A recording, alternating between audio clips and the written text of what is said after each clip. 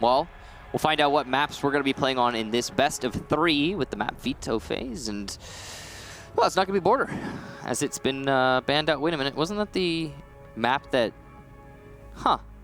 Remember when Doki in the interview just now were saying that Vitality is not good on Border? Exactly. Remember when we watched Vitality play on Border and it turned out that, hey, they weren't very good at Border? And Doki was expecting Consulate instead of Oregon, and now we get both Consulate and Oregon, and we have Bank as decider. It's weird. All right. Secret, I mean, sure. Secret, they know something that we don't know, obviously. So, interesting. Well, I mean, these maps playing out, I guess, in a way that's different than what I was expecting. I just didn't see it. One big thing is I just didn't see a Border ban from Secret. Maybe no, not after the performance. I mean, that's the thing. Is Secret was just watching their enemy play Border, so they obviously saw something they didn't like. What do you guys think?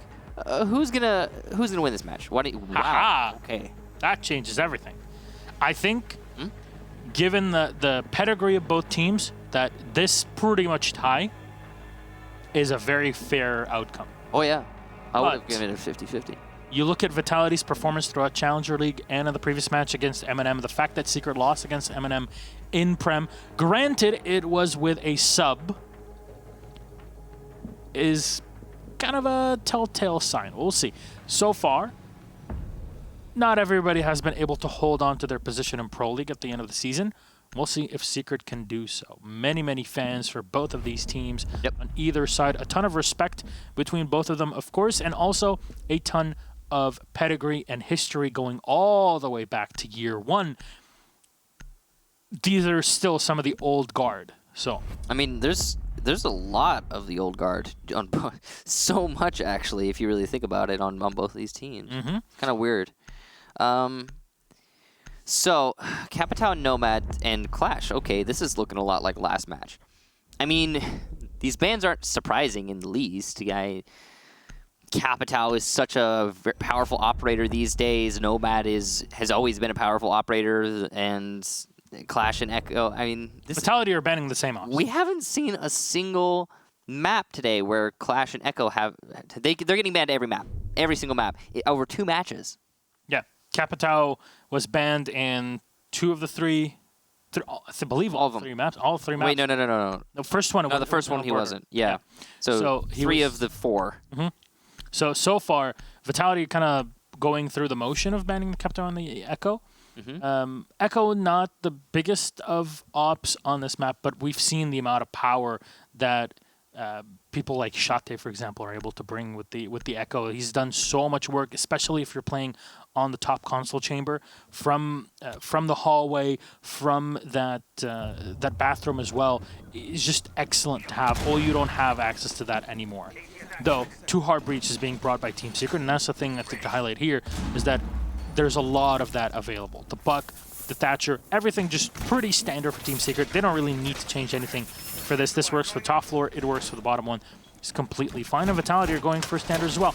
No Twitch, so those Maestro cameras are going to be more difficult to deal with. But otherwise, Zofia and Grenade are here. We've also got the Thatcher, so you got your options, but you're right. The Twitch is the best way right now, it seems, to be dealing with the evil eyes, as you can just sneak those drones in, open up the shutters with this first step, and destroy the camera with a second. Maybe we'll see a change later on from Secret. We'll start bringing that Twitch. But honestly, I really like their lineup right now. I wouldn't change a thing, just as you said. Seems like it's going to be a roam clear to begin with. Starting with the middle floor. What we often see from the attack is a clear on the top, beginning with admin office into CEO, then you move down. Here, Secret are just going to force themselves into the main lobby. Looks like maybe just to cut off rotation, but Leon, the star of this team, going to have to go ahead and throw his second drone, and he'll pick up the other one later, I'm sure. Yeah, so mistakes happen even to some of the best players in the region, so it's fine, it's fair. Yes. So, well, Falker's in the meantime on the Buck here, just going in through the main lobby. EMP's going to get chucked in. They know that the Mute's playing in there. This is something that famously Mouse Sports actually used to do with Wilkie playing inside LMs. Great shot onto Qual, taking away the Bandit. So that's also a Nitrocell off the map. And I'm not sure if Mute has access to the open hatch or not. Either way, it's got to be a tough fight, and it is open. So are there any reinforcements on the side of the wall? No.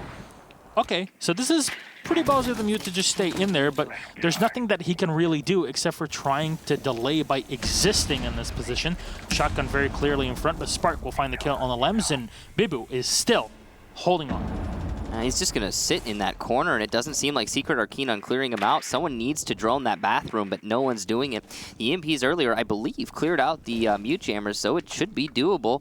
Bibu was just chilling in the corner, though, and I don't think that they're even going to bother with the bathroom. That is really curious strategy from Secret, and it might end up costing them later on, but here we go. Bibu will have to be rotated, and he'll actually win the fight. That's surprising. As Fonkers goes down, it's a decisive disadvantage here for Secret as, again, more kills going the way of Vitality. Great job there to Sneaky, and it's all on Meepy now. Meepy, typically the support player, not usually one to get the frags, but he'll get one to end out that round. A great holdout there from Vitality, and a very confusing attack strategy from Secret overall. A lot of things that they did, I don't want to say wrong, but they... Omitted. Yes, that's a great way of putting it. They omitted a lot of things, like, for example, a bathroom clear. They knew that there was the Mute in there. The EMPs had already cleared out jammers. I don't know what the... Because they got the early kill, but that's about it. I see what they tried to do. In Fonkers, you saw him open up the wall. He did it very late, but at the same time, he lost the fight. There was no one to support Fonkers or get the refrag, so ultimately... No matter how you look at that, it's just a bad situation for Team Secret. The clear in general was not fantastic. They got a pick by main lobby, but after that, it was almost like they just weren't there anymore. And by they, I mean Secret. 2 kills total in the round. Vitality, an easy lockout, it felt like, in the site. The actual site play from Vitality was, I'd say, probably like... it was solid. I mean, there's not much else to say. There wasn't a lot of counterplay from Secret. They weren't allowed to use their vertical presence. That's huge. The fact that the Buck got shut down, unable to do anything. All right, well, in this case, the Mira is available in play. A lot of teams, for us at least, make the not-so-great decision of removing the Mira from play on Consulate. It really depends on who you're playing against. If you're more of a targeted ban, but she's not really the most important of operators. She's useful, I guess. But, you know, it's that, or we can remove a Clash or an Echo, which in this case, as Doki was mentioning, Vitality kind of lean into the Clash quite heavily. Obviously, a better thing to do. Yeah, so, I think Secret definitely took the note from Eminem. That's it. Fonkers is going to open things up. His drone is going to follow up. As, of course, Vitality are now in the console chamber. We've seen a lot of Buck bans, actually, on Consulate, and it worked pretty darn well, but it needs to have, most of the time at least, a Capitao to kind of really get into shape and into correct form. And in this case, obviously, you don't have that. So you're going to be relying on any extra grenades that you might have, especially, well, the fact that there's only Fonkers playing the Buck in this situation. There's not a ton of hold on the stairs, and Fonkers getting pretty close here. At least he's able to clear out the bathroom, the top floor, very effectively without needing to use any utility for that specifically. Except for the couple of Skeleton Key shots, of course. Okay, so Secret. Clearly, their focus is on yellow stairs. We've seen Secret have this problem before where they focus too intently on yellow stairs, get kind of tunnel visioned, and then end up running out of time, manpower, and utility going into the end of the round. Got somebody on the B site repel, so it's not the end of the world, and they're going to be able to take control of yellow thanks to the Habana taking care of that mirror window. This is nice. I like the strategy we're seeing here, but Stizzy is going to get punished, so it's not a full sweep here from Secret.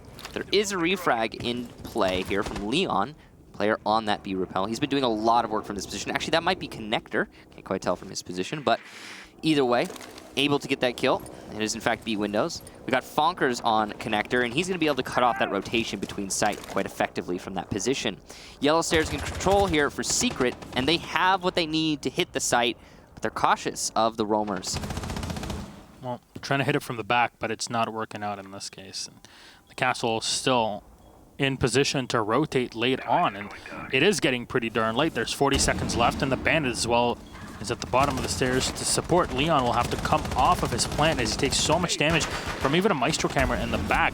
He'll go for the plant again, but it gets fires upon, and Sneaky will find the kill on him. Meepo with the refrag onto Bibu, but as he dives in, Sneaky will find yet one more, and he's down right by the console desk.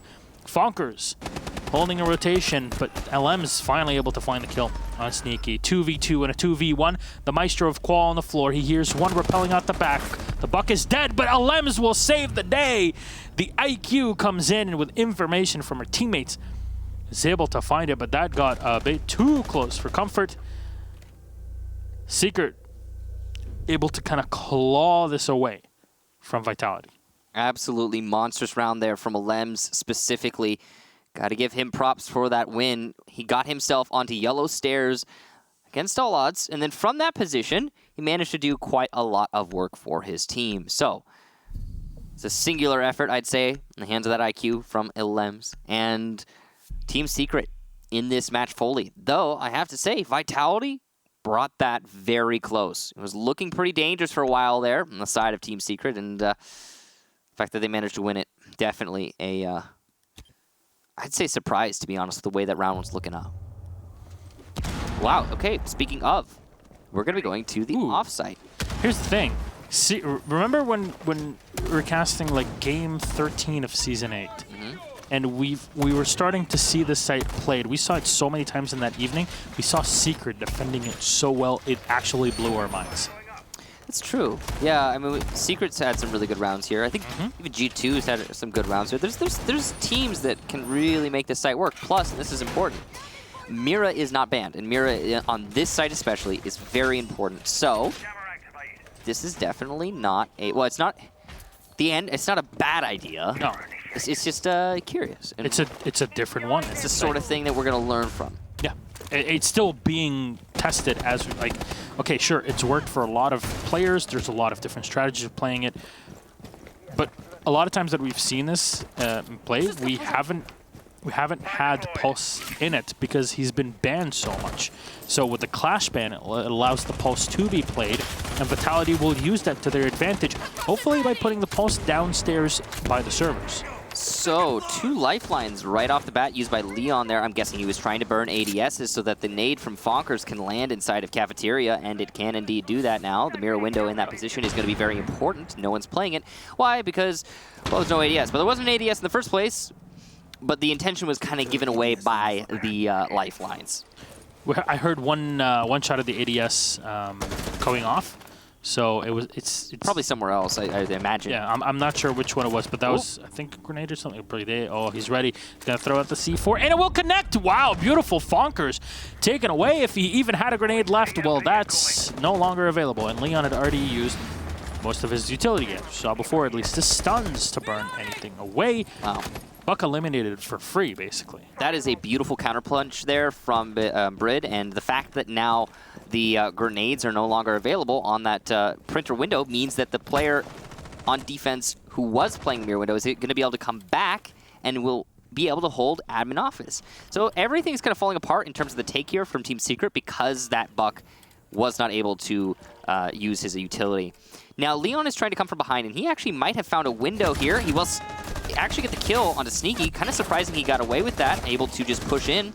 He's going to get in further at admin office looking for the Aegir. That's Bibu, who just got a kill. He will find him. 2 for Leon, only 2 for his team. And now top floor control. Beautiful play, truly, from Leon to get that control. But is it really enough in a position where you've got 1 minute left? Look what Vitality does. They evac the main floor and they go, oh, unfortunate. There you go. He has to use all of his utility now. If Stizzy's eliminated, this is all done and dusted, really. For Secret, if they lose the manpower here, because what are Vitality doing? They dive down to the bottom floor to the basement and try to play from below. They have the pulse. They need to keep Brede alive so he can give them information, and they can just neutralize anybody that comes in. They should have 2 more Nitro Cells to use, which is pretty darn huge, even if Brede had already used his. So here comes the plant. Is the Pulse going to spot it out and call it out? Spark's going to go down, so that's -1 C4. Here comes the last one, but it's too little too late. He'll get the kill, but the plant is down. Brid, the last defender alive, as Leon gets yet another kill for himself, and that's Leon actually hunting on the prowl downstairs, and it doesn't seem like Brid's going to be able to figure that out, despite having the heartbeat detector. Goes for a pre-fire, sees the diffuser planted on the desk, going into Spiral, and he's going to get shut down. Stizzy takes the round. Team Secret put themselves in the lead 2 rounds in a row. Very well done there by Secret, figuring things out, and Vitality had the right idea of diving down and trying to play from the basement, and unfortunately for them, but very well done by Secret, is that they pressure the basement the instant they have the opportunity to do so, which means Vitality did not have the time to sit back, relax, and use all the utility that they have left. 2 Nitro Cells and a Pulse. That's a lot when you can just chuck everything from below. Sure, you might say, yeah, but he's planting on the table, so it's going to block the Nitro Cell. Not really, because that's not the pool table that you have on Coastline, for example. It's a very flimsy table that doesn't have the protection along the edge, and it's that damage from the side that you're really looking to. And players that had already taken damage on Secret's side, so there's a lot of variables that you're thinking about in that situation. With that said, Vitality, having lost the round, have the opportunity to pick again. There's just a few rounds left on this half, and they'll actually go for the lobby. So, again, variance on console chamber, but again, they still have to hold on to console. We talked about this in Border, Michael, and very effectively. Yeah, sure, you're defending the floor below. You need to make sure that you have control of the top. You gotta hold on to Projector in this case. It's been brought up by many people before, and will continue to be brought up in the future, yes. It's very important. So, looks like a lot of setup by Yellow Stairs. I'm guessing Vitality is expecting a yellow push again from Secret. They do tend to push yellow a lot. And yeah, here it's going to be a yellow push from Secret, it seems like. Surprise. It is a very powerful location to take control of. You can access all the floors in a, crucial spot from yellow. See if it works out, if Secret can get it for free. It's going to be Jaeger playing by the bathroom. Spark. Good position to play with that operator, but he's going to get shut down. Nice shot there from Meepy. He's been having a decent match so far, and that's a very important pick to have early on. With Yellow Stairs control, now Team Secret are going to be able to extend their influence to the rest of the top floor. Qual sitting here in the connector room, and he sees the fire being thrown at him from the bathroom, but Leon had already actually caught into the site, and Leon and Meepy all find a kill each. Bibu finally refragging to take down the Zofia, but might be too little too late. Yeah, sure, you lost the Zofia, but there's a smoke and a castle left, and when you still have so much firepower left for Team Secret, and with so much floor soft destruction, it's pretty tough for the last two to kind of spread around the sites correctly, and you already see that in action. Both the Buck and the AQ are destroying as much of the floorboards as humanly possible as Habana gets ready to go and plant. The instant they have knowledge, this should start forcing gas canisters to be brought out, and the castle on the other side is playing by A-Bomb on piano. Team Vitality seem pretty much out of this round right now. There's so much time for Secret to execute onto the site right this minute, and that's exactly the case too. There's a whole minute. Well, Meepy just going to be setting up to hold the flank by Piano, or on the long angle, or just push into the main lobby. Why not? As Brid goes down, it's just Bibu on the top floor, and he's a great player, but can he do it with so little HP? Here's an enemy inside a connector trying to go for the push. Will he protect correctly? He will, yes, but he will not land the shot. Fonkers get that final kill. Team Secret, 3 in a row. Damn. Valiant effort here. And, Doki mentioned this in the interview right before, but Vitality were banning this map pretty consistently. So even M&M were expecting Vitality to kind of bring out this map specifically, and they did not. So I think at this point it's safe to say that Vitality just don't feel that comfortable on Consulate. Even though if you look back, Bibu had so many great games on this map specifically where he put his entire team on his back, time and time again. but it just seems that overall the synergy and the strategy is not working out so well. Secret are able to break through Vitality fairly efficiently. Now, Vitality were able to win on Garage. That was the first round of this map. But it was mostly because Team Secret just bypassed and didn't do a lot of the things that are on your usual checklist when attacking Garage. They skipped steps. Yeah. They omitted steps, as you said. Big words. Big words are fun. But yes, it was definitely a bad round for Secret. I think a lot of people in that first round, including myself, got really worried based on the Secret that we saw in round number 1, which was they're just not finishing basic stuff. But since then, 3 rounds in a row, so yeah, I guess that's not really going to be so much of an issue. Secret have looked great on every side except for this one. Will they be able to change what they did last round by, you know, maybe clearing out the roamers to begin with? It looks like, yes, they will, as they are going to start an admin office. That's a good thing to begin with. Fonkers over by the balcony, it seems like, by Projector. This is a very swift entry here from these roam clears. And there are 2 roamers on this top floor to contend with. So the efficiency is going to be, I'm sure, for the attack, a very large boon. A good spot here from Leon to watch the service stairs. There's indeed one player close up to it. I wonder if it's the Ella or the Mute. No, the Mute's on his own here, actually. He's fallen back already. Yeah, in the lobby. So he has the shotgun, so obviously can open up the hatch for himself, whatever that may be. Well, if they don't drone him out, then staying at that position is going to be very powerful.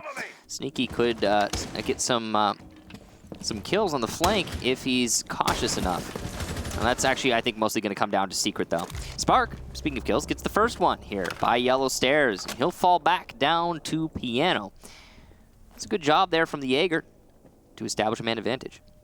Yeah, Leon not having the greatest of times, at least in the past few rounds. He's had an effect early on and then just goes away, which is unusual looking at the entire season, but it's just because the entire team has also been playing correctly, so that's exactly how it should be. Oh, still playing by the drop down. A kill, though, for Fonkers. There's no refrag immediately. Sneaky's being cautious, and he's going to get it. There you go, a headshot onto Fonkers in response. Good job there to Sneaky to get the refrag, but he shouldn't have let his teammate die.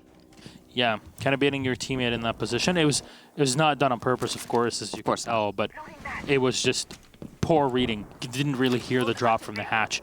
With that said, Stizzy's going to continue to open up here. There's no thermite being brought by Team Secret on a basement attack. They did before. That's the curious thing. Thermite's not banned. They brought it last time they were here. Why not again? And they had to have expected this. Brid's going to take down Meepy. It's just Steezy and Lems. Steezy, though, will take down a Qual. So this is a back and forth still, with the man advantage landing on the side of Vitality. Stizzy finding one, he turns away and actually has control of the site now. They go in for the 1v1 fight, but ADSs are burning away any utility to be thrown into them, and the Ella will be able to find one. Shot from Stizzy, as he still has a few bullets left in the magazine, but the diffuser has not been set just yet. It's all up to Secret to try to play this. The C4 has been thrown out and will not hit Alems as he walked away. Stizzy will have to go for the plant. He doesn't really have much time left.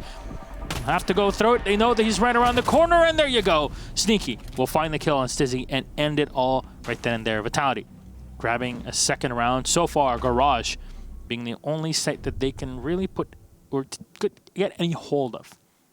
Yeah, the basement definitely the safe haven there for Vitality. Stizzy at the end kind of misplayed that, I think we could say pretty safely. He had a solid cushion to work with. Could have picked up his teammate, could have committed to trying to push the opponent. Didn't even peek into locker hallway, just decided to wait until the end of the round. A little bit weird, but it happens. Other than that, he had a fantastic round individually, and it was Secret, a decent clear. But they did not fully clear the roamers, which really worked against Team Secret. Great job to Vitality for seizing the opportunities presented by their opponents. The Mute Jammers played a huge part in that round in catching drones in the main lobby, especially allowing for the Mute to persist at that location. Overall, Vitality earned that round, but it was definitely very close, as I'm sure, as we all just witnessed. Now, Team Vitality have yet to win any site but the basement. And this is their last defensive round. They'll go to the top floor. Will they be able to change what's been happening so far? They've got a Mira again, but this Mira was not very useful the last time they were here. Yep. And there wasn't really anyone to play from behind those windows, right? So we'll see if it will have any sort of effect, and it makes a lot of sense to kind of run the Mira and the Castle together because you just want to limit the opportunities that you give Team Secret and kind of maneuvering around what you have planned and set up for them. But the big question is, will Secret go for a similar style it did before? Will Alems have the same effect as he did as well? A big part of this assault usually for Secret is the amount of work that they're doing against Bathroom and the angles that Bathroom gives them. More often than not, it's Meepy that is on that sort of role, but putting Fonkers on the buck and having them actually destroy the floorboards on the back of the Bathroom is very important. Just make sure that your take on yellow is a bit easier, and then you don't have to worry about at least your initial phase of creating your beachhead before your assault. Lifeline to determine if there's anyone at the bottom of yellow. There is not.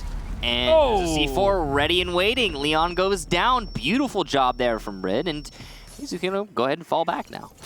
Well, I mean, I don't want any of that. It's predictable. Secret take yellow stairs every round attacking top floor. Yeah. And you just wait for it. You hear the repel sound, you throw the C4, it's over. He can't stop himself from repelling it. Good job from Vitality of realizing that and actually putting something to play against it. So far, it's just burning time off of Secret, which is pretty darn good if you're Vitality. Stizzy has at least taken control of the kitchen side, the break room. Pretty easy control, too. Yeah, I mean, the focus was mostly on yellow first of all, but I guess it's something that you can really look forward to, I guess. But this is a good rotation from Secret so far. They realize they can't break through yellow because of the adaptation of Vitality, so they adapt to the adaptation. Pretty good. Well, they've got control now by Soda Machine, and they're playing the long angles, just going to open up angles into A. It's very good to use that Excaros there. Will it be stopped by another one of the defenders? Seems not. They detonate, and that's going to make playing inside a projector very difficult, but Qual is doing his darndest from afar.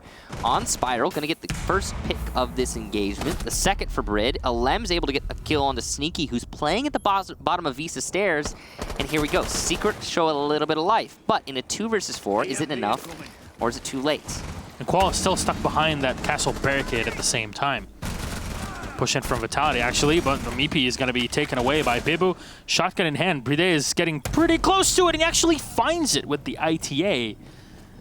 Oh, man. That's definitely not something you see every day. So a 3-3 to begin our first half. Very close. And well played by both teams, gotta say. Vitality might just now have salvaged their chance on that half, because only being able to win one bomb site is not ideal, and just barely at the end getting a win on the top is pretty fantastic. By just barely, I mean towards the end of the first half. That was a really one-sided round for Vitality. Now, Team Secret get to go into defense, and they're going to start in the basement.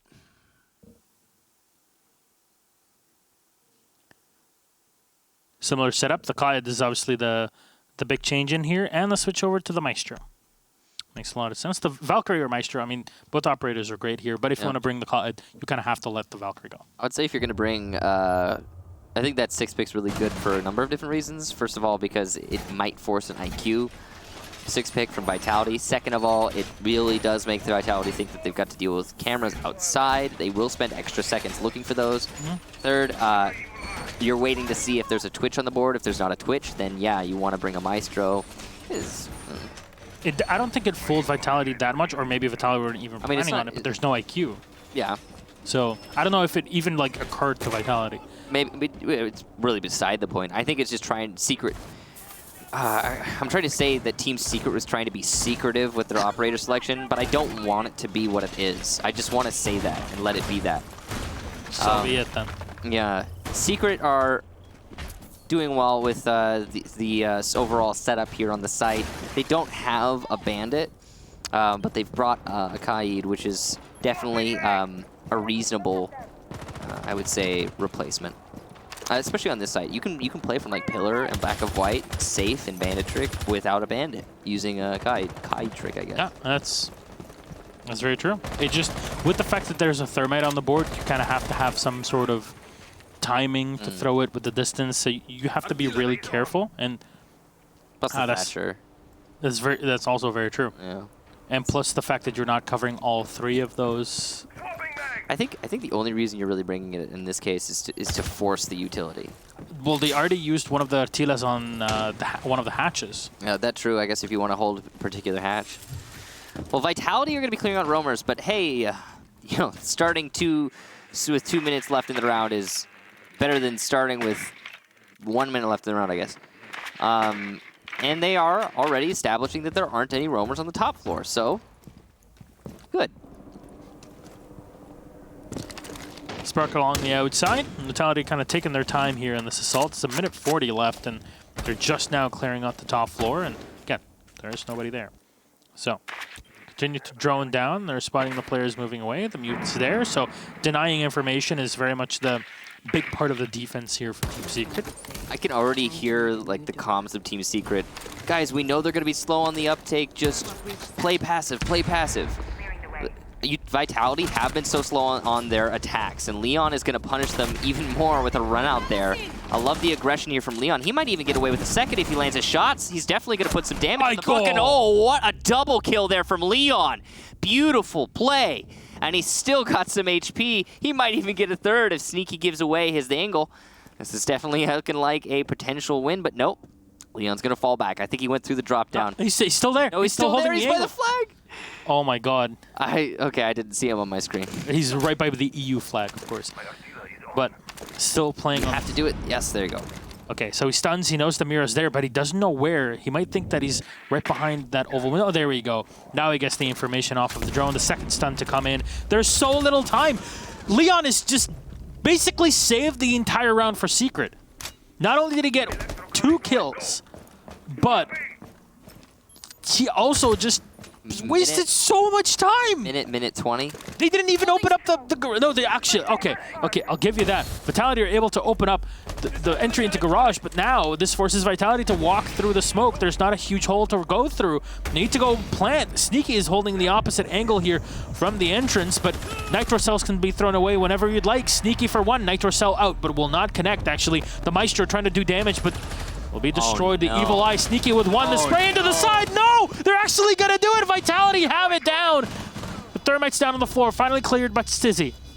It's a 2v2, and they have to go up against the yellow stairs. Fonkers with the pre-fire. Still has 40 rounds left in that huge box magazine of the Alda. Stizzy taking damage from behind on the stairs. He'll drop 1. Sneaky's last alive. Fonkers, he's going to sick it and save the day! Team Secret actually grabbed the round. Beautiful bit of play from both Fonkers and Leon. And also the Mute saving it for Secret. My God, what a round. It just kept flipping on its side, and my man, this was medium rare at its best. Jeez. Okay. Yes. The fuser shouldn't have been planted. No.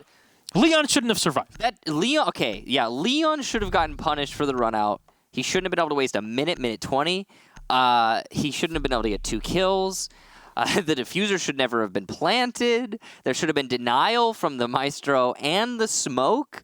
It just isn't. It didn't come out in time. The clutch at the end there, that should never have happened. Wow, so many confusing things in that round.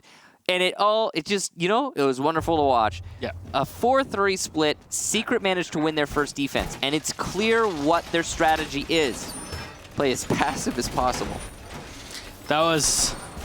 Well, it worked, I guess. It did work. It was a cacophony of action. You had no idea what was going on, yet it was so clear in front of you. It's, if you could put yourself in a bubble where everything is slowed down, you could see exactly what's going on. Usually that's what Vitality actually do. Time slows down whenever it hits the 20-second mark, as we used to say a year ago. And, well, we're saying it again. And we're saying it again.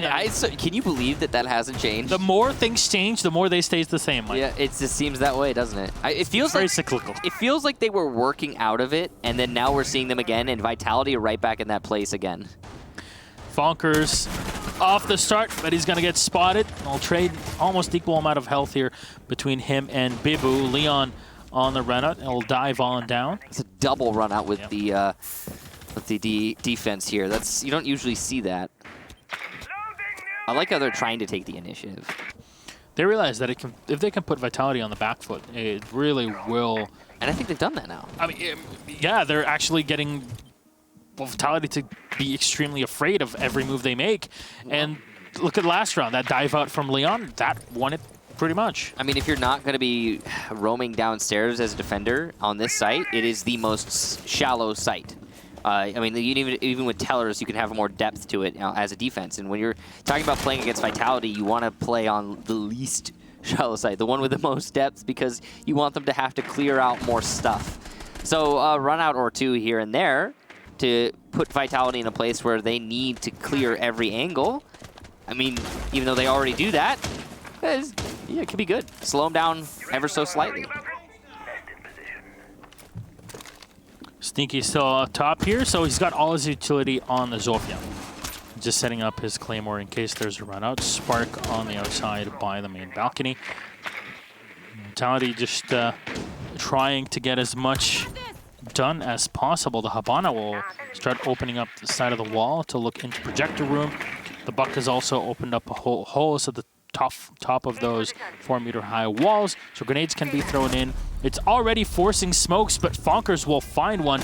He's looking to get the second as well. No, the Rook will dive away. It's a big kill on the Buck before he's actually able to do too much in this round. These ACOGs really working well for Team Secret right now. Just playing these angles, waiting patiently, and that's, well, that strategy has been working out pretty well for them so far. They know not to expect a push until like the last 30 seconds from Vitality, but at the same time, they're cautious. They're able to get picks and deny a lot of the prodding that Vitality had in their pocket, namely those nades. Fonkers going to get healed back up, but he takes a bit of damage from a utility in the back from the Zofia. They're going to go for the plan, a default one in the back. They need the information here from the camera. The C4 Nitro Cell has not been used just yet, and Fonker's just going to run out. This allows the diffuser to be planted. Meepy with the C4 finally connecting on Bride that chose to stay on the side, but everybody's going to get detected here. A 4v2 advantage for Team Secret. Lem Spring in the back trying to fight the balcony. There's a play on the outside, and Leon will hit the headshot, but now he dies out and actually revives himself. Sneaky will have to go back around. The diffuser's not planted for him, though. It's all the way in the back. He has 4 rifles traced toward him. There you go. Leon takes him out on the walk away, and Sneaky taken out. Secret will grab the round and get themselves at least an inch closer to getting map number 1. Done and dusted. Secret, again, their defensive strategy is being broadcasted. They are just trying to play passively. Okay, again, it's 2 rounds in a row where the diffuser should not have been planted. It just should not have been allowed to go down, and it did. But that doesn't matter if you're going to have an extremely effective retake into the site, and that's exactly what Secret just gave us. I mean, all it is they're walking back in post plant. They're winning fights, and that's the thing. They're baiting Vitality into feeling comfortable to plant, and then they play the retake off of it, because how Vitality are going is they're not actually setting themselves in post-plant positions whilst the diffuser is being set. You've seen that now 3 rounds in a row, pretty much. They keep getting caught in the transition. Every time. Too slow. Vitality gets caught in the transition. And, of course, Secret doesn't want Vitality to be able to plant, but it is clearly... they're just... Secret know that if they don't give Vitality picks on the initial ingress from the attack, then, I mean, it's not that hard to retake the site, especially if you time it right. And Secret has been timing it perfectly. Yep. It's the transition. It's the transition between the plant and the post plant. So, great job to Secret. Their defense has thus far been impeccable. They're going to go to a middle 4 defense now to try and, I guess, get match point. Yet to lose a defense so far. Actually, one thing I want to highlight from our previous matchup with M&M. Talked about British team. There are 3 British players with 1 Polish player and a Croat. Nello is Croatian as well. So there's just one thing, you know, just in case nobody didn't know, we don't really have any Croatian professional players, but now we have one in Pro League. So that's pretty sweet. Is that a first? I think that's a first Croatian in Pro League. Well, first for everything. I mean, Croatia got runner-up in the World Cup only a year ago, so there you go. True. So, Vitality have cleared out admin office, and they're working their way towards Projector, but this is just going to be some roamers on the top floor. Team Secret have roamers everywhere right now. Pulse going to be very important on this bomb site and gathering information. And top of Spiral, can have the Jaeger, have Fonkers. Hasn't been having the most amazing match today, at least not so far. But that just means he has yet to show up, and I'm sure he can pull off some pretty amazing stuff if given the right opportunity. True. It's still a best-of-3 series, so yeah, we can see him shine later, as we saw with our previous game. Grenade's going to get lobbed in, and I believe it was caught on ADS. Looks, I mean, well, there was no explosion. There was no explosion, so right? Yeah. It had to have been an ADS that the flash just did not get to. Yep, there you go. So, oh, one at long desk. Fonkers doesn't see him. Oh, wow, this is terrible positioning. He sees the top of his head. The Buck's position given away, and doesn't seem like he's aware of anyone at the top of Spiral. This could be a kill for Fonkers if he just bides his time. Waiting patiently. Oh no! The worst possible timing! And Steezy goes down! Bibu with 1, but Alems gets the refrag.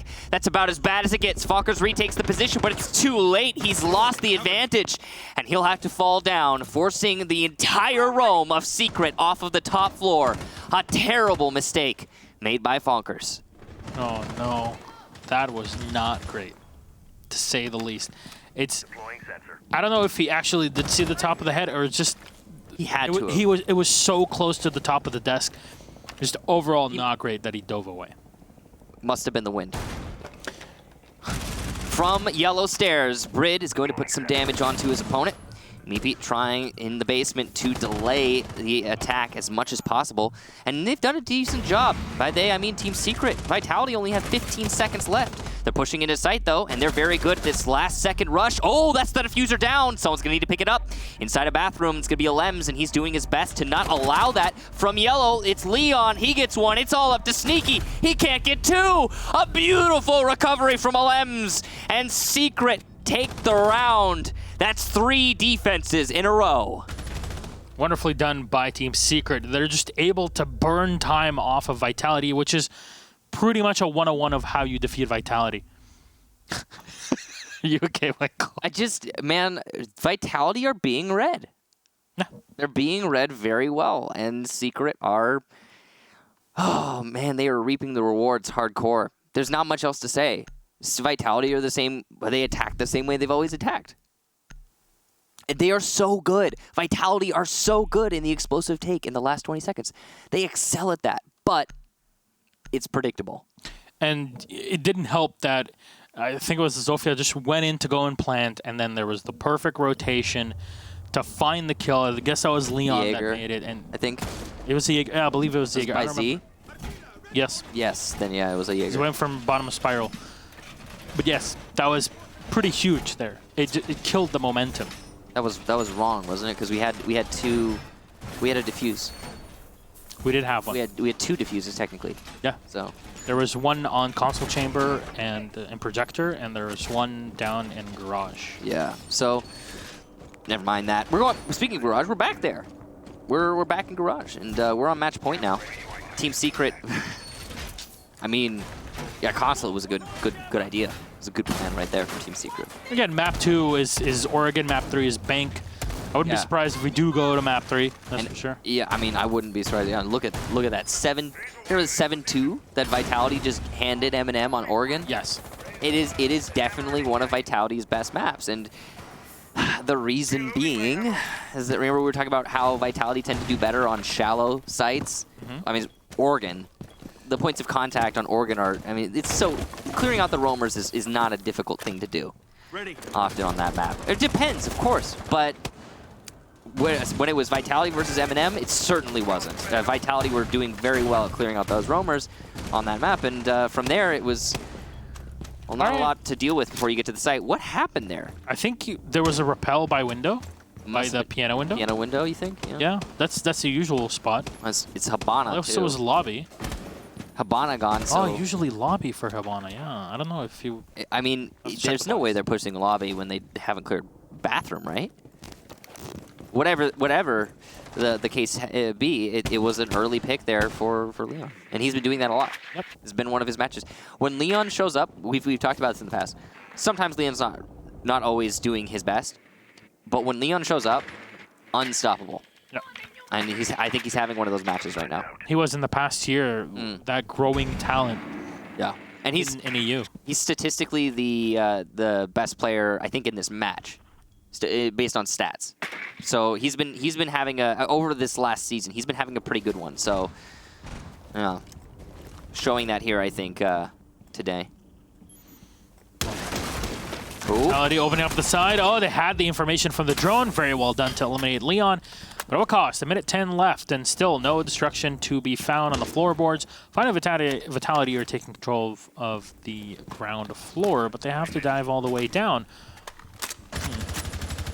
Still a lot of work for them to be done here before the assault actually commences. And the good thing about it is Bride is back on that thermite, so you can deal with any utility downstairs pretty easily. And the grenade, I assume it hit the bottom. Bride will be able to open things up. Meepy with a great bullet hole here to use. Fonker's using the AUG, which actually received a buff not too long ago. A lot of people opting for the DMR just because of the pure raw damage that it does. Fonker's actually peek around, but he lost. Not sure about that decision.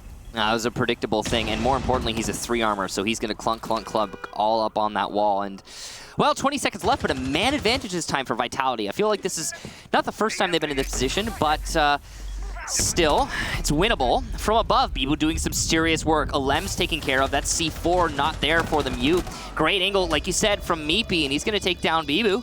It's the post plant now for Secret. They've been winning these, but it's in a very advantage to a Vitality position. This is an excellent spot for the diffuser to be down, and it's basically unwinnable in this kind of scenario.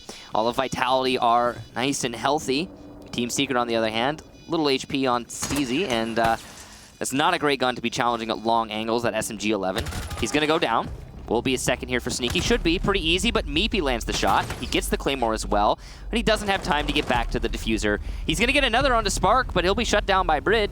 He couldn't have gone back to the diffuser in time anyway, so a nice effort there from Secret, but the plant from Vitality finally working out. And that's the thing. What did we talk about in the past few rounds?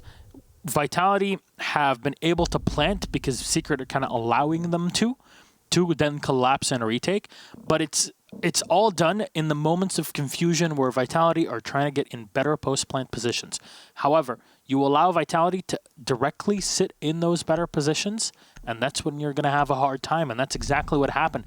They had the 15 seconds to put themselves in angles to fight them. Yeah, sure, Meepy got a few kills there at the end, but it didn't really matter. Those had no impact on the round. Yeah, I mean, just, you know, a little bit of stat padding ultimately. But hey, it's better than nothing, right? Yeah, that's true.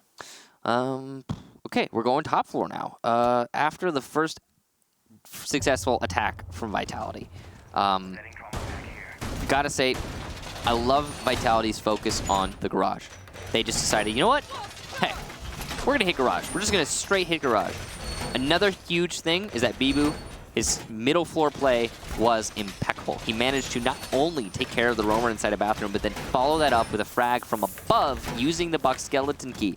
Now, because Vitality often has very slow attacks, it is it's frequently the case that they are unable to use the vertical play. Like they have trouble kind of opening up from above or from below and influencing the round that way by taking out opponents. Just because they don't have time usually. Bibu managed to make it happen in the last round, so gotta be impressed by that. Camera's going out here. You see Bibu just waiting for a potential pick. He's wary of the aggression. I mean, Secret established that they were going to be aggressive earlier when they went for that spawn peek. I mean, again, everything's on the line. So this is the moment to do it, right? Yeah, I mean, last match you get a buffer, right? But it's a buffer. It doesn't guarantee you that you'll stay in, right? yeah, and you don't get it here. This is it. You either go to Challenger League or you go to Pro League. That's simple as that. Wow. But interesting that Vitality are bringing the IQ this time, and it's Spade playing it. We usually see him on that Thermite role, more support role. Bibu used to play that IQ role quite a bit, but not in this round. We'll see how this goes for them. Obviously, from us looking at this, IQ, great pick. You have to deal with the utility, the Valkyrie, the cameras, etc. to be destroyed. Seeing as how Team Secret have been running out so consistently, Vitality kind of understood that, and they're like, okay, well, they're running out probably because they have information, so let's just deal with it. Sissy's going to get boosted up quite a bit to survive here. Grenade's going to get lopped around the corner and should be doing some sort of damage to Stizzy, who downs one, and you're pushing into a shotgun, my man. How many times did we tell you not to do that? He'll take even more damage, but they get boosted back up, and Stizzy finds 2 freebies, and Qual and Bibu, and this is not looking great for Vitality. Yeah, those lifelines were really poorly timed. They should have been synced up with the grenades and the push, but they came. The EMP came to clear the ADS. You didn't need to use the lifeline to clear the ADS, so very confusing.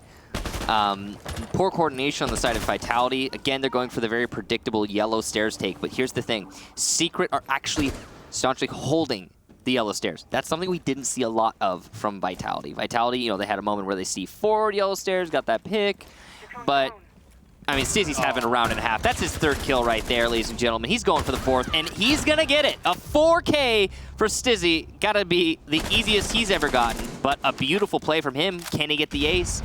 He's setting up for the run out. It's going to be Brid just outside of Z. He's expecting the run out, rightfully so. And, well, 40 seconds left for Brid to get an ace, or maybe Stizzy to get an ace. Well, this is why you don't run indoors, and especially when there's a shotgun around stairs. How many times? You remember there was like a week or 2 in Pro League in jail. There you go. The ace, Stizzy, very well done. And that will clamp it all down. Team Secret take map number 1 very effectively here. Bit of struggle from Vitality's side, but man, that Stizzy. Remember there was a while for like a week or 2 where you could literally make a frag montage of just every round shotguns demolishing everybody.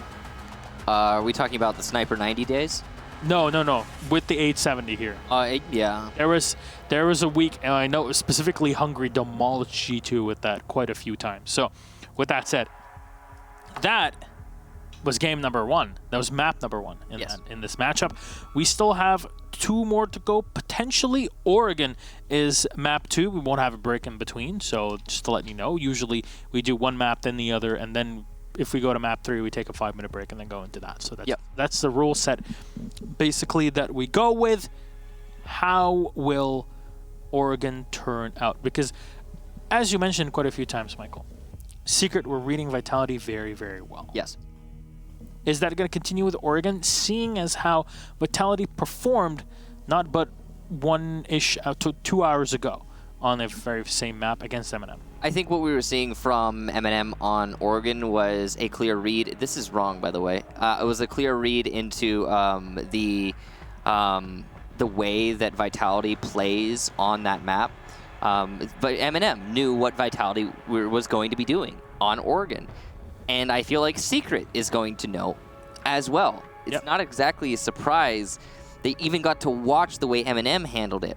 So the question is, will Secret be able to interpret what ended up happening with M&M? Because, for example, we saw Doki. He was playing a smoke, roaming top west on the bottom, right? So we had that roam because M&M were trying to delay Vitality. They were doing their best to hold up for as long as possible. But it didn't work. Doki kept getting picked. Now, it might be different when Secret goes to that same exact situation. Maybe they try to roam west on a basement defense, and they have a very successful roam. Maybe they're able to lock out by bunks. Mm-hmm. Maybe they do that duo roam that we often see, Generator and bunks, and it works out fantastically. But that's really that's up to Secret, and that's up to how well they perform. We don't know, and we won't know until we get there. But one thing I will say is, again, what Vitality is going to be doing here is going to be very predictable. They're going to do probably the same thing they did last map. Or last match, I should say, on Oregon. Who knows if they change things up, though. One thing I actually want to correct myself on this.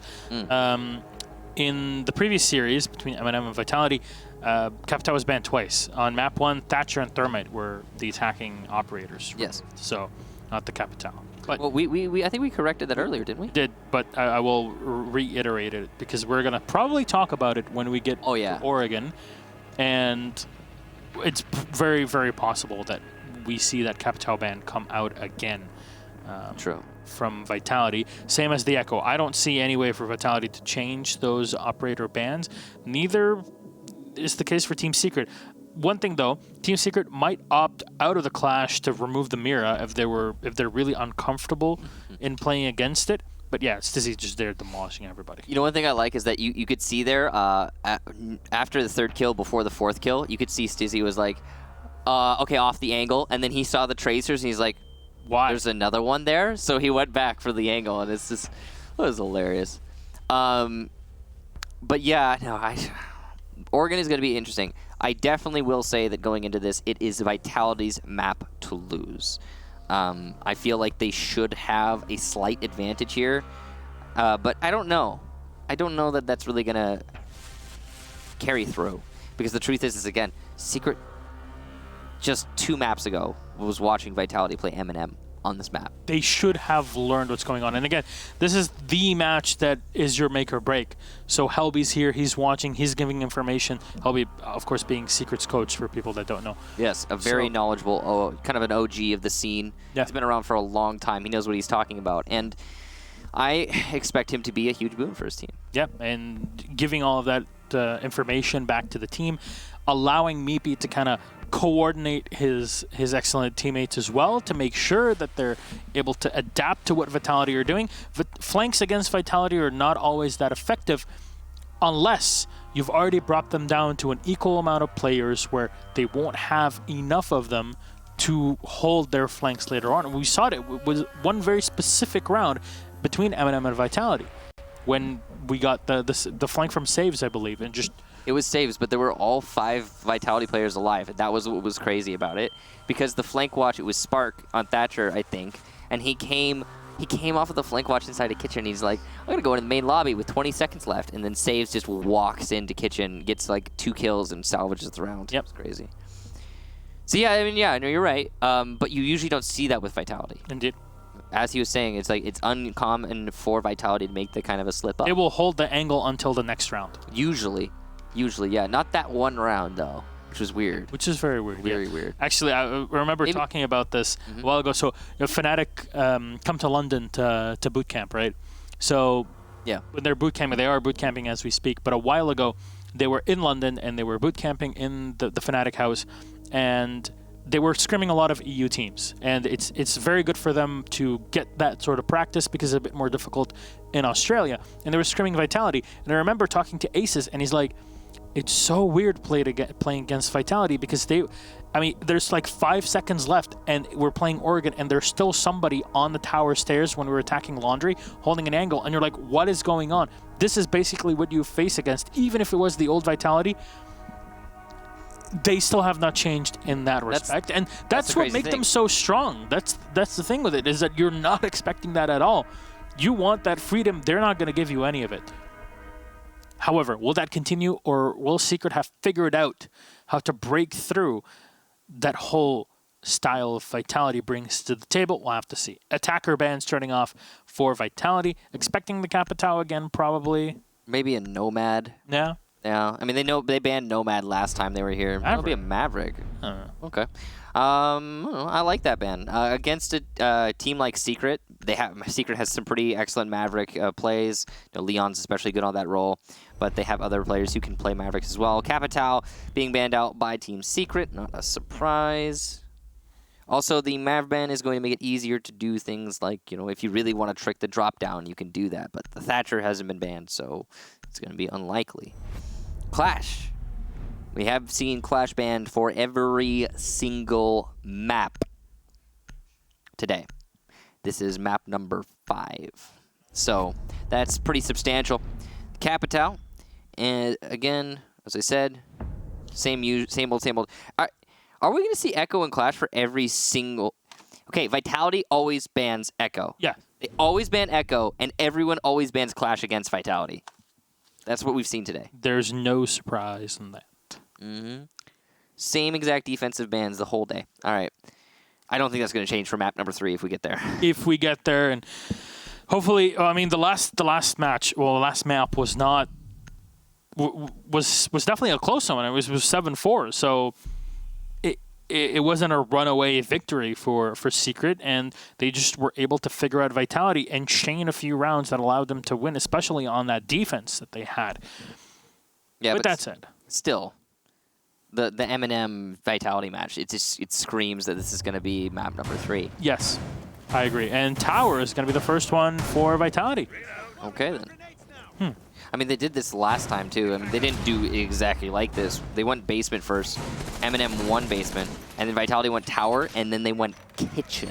Yeah. And then they won it on kitchen. They won the map on kitchen. They won tower and kitchen. Just, wow. Yeah, that's Vitality.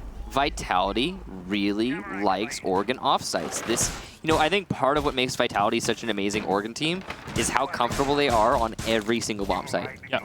And remember, Vitality is one of the teams that really the team that started off with the successful Tel's Bathroom defense on border. I mean, they were the progenitor of how you actually played it more or less correctly. And then teams started to adapt and change a bit here and there, but overall the strategy and its basis remained the same. And that was around a year ago as well. So this is a team with a ton of pedigree and a ton of experience. Now, Leon, in the meantime, will move on up. And, of course, when you're attacking tower, you really have to clear the opposite end, making sure that there's nobody in the bedroom, and they will make sure that there's a player there. So, it's Vitality this time that are roaming west, and they are going for the Bunks Generator Duo roam, and that is unfortunate. I think he hit the beer can on the window seal. That is unfortunate. A little bit of time wasted. But yes, it is the double roam here from Vitality, and Team Secret are already starting to try and clear this out using the nades. Not the best placement there from Lems, but of course he doesn't have the information to work off of, so it's not really his fault. Yeah, the support from his teammates was just not there when it comes to the drone to know exactly where his opponents... That was because of the mute jammer, I think, which was just cleared out. Very true. So now, a second EMP to come out to clear out the jammers, and Vitality are doing a great thing, at least in just wasting as much time as possible. So even if they do lose a player off of it, that's completely fine. It's still tower. It's still... The attacker is forced into a pretty close position. Oh, the flick from Leon will find the kill. He's left at 25 HP. But Qual taken away. That's the Jaeger. Second one in the back. Bibu will find him. Fonkers, the refrag to take down Spark. One player lost from Secret's side with both the Mute and the Jaeger away from Vitality. Pide is just looking for an opportunity. Have some sort of kill. Sneaky, so close. Actually drops the Twitch in the back, but he does not know. Secret going to be able to pick her up, but still wasting so much time. Bibu's going to push his way up to T3. He's got a great position there. Leon should be recovered. Yes, indeed. He's back in the fight. Bibu's going to be the most important player for Team Vitality in this round, by far and away. If he can hold on to T3, he might be able to keep this round in his team's favor, especially considering Sneaky is playing on the bottom of tower stairs. From that position, I mean, we've got full coverage here on T1, T2, and T3. Brid's going to get a kill onto Leon. He's also going to be able to support his teammate using those gas canisters. Very good placement there from Brid. You can see ADS is still supporting Bibu on that T3. And Fonkers so looking for an entry here in the Maestro, but no! Bibu turns around at the perfect moment, and he finds Fonkers Brid with one more. Meepy last alive in this one, and Vitality has successfully wasted enough time. And Secret is just going to sit back and talk about what happened in the round. They're just going to walk on in. Bibu finds the final kill and adds an extra one to his stats. Very well done here. And they're winning tower. They won tower in round number 1. And it's not like Secret didn't have a good start to the round. It's not like they didn't have the correct utility to deal with it. They were just outsmarted, outplayed by Vitality. You know, Vitality has a 100% win rate on tower today. And they in general, they're really, really good at it. Yeah, they win that tower a lot. So it's just... It's not that I'm surprised. It's more like I agree with you. Secret put themselves in a great position. Leon won a fight he shouldn't have with that Jaeger inside of bunks.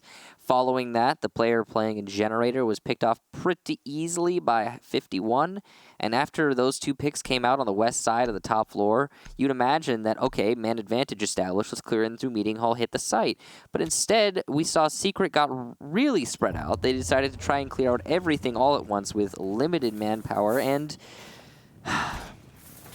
ended up falling apart. You know, when you kind of spread yourself out like that, as soon as one person dies, there's not a refrag.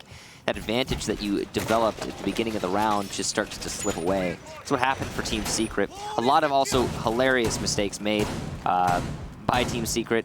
For example, Fonkers trying to repel into T3. I understand you didn't have very much time left, but check it before you go. Would have been nice. He probably would have been able to get the kill. Bibu was pretty exposed.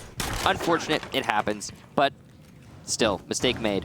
Vitality going to go to the basement now after winning that round quite spectacularly.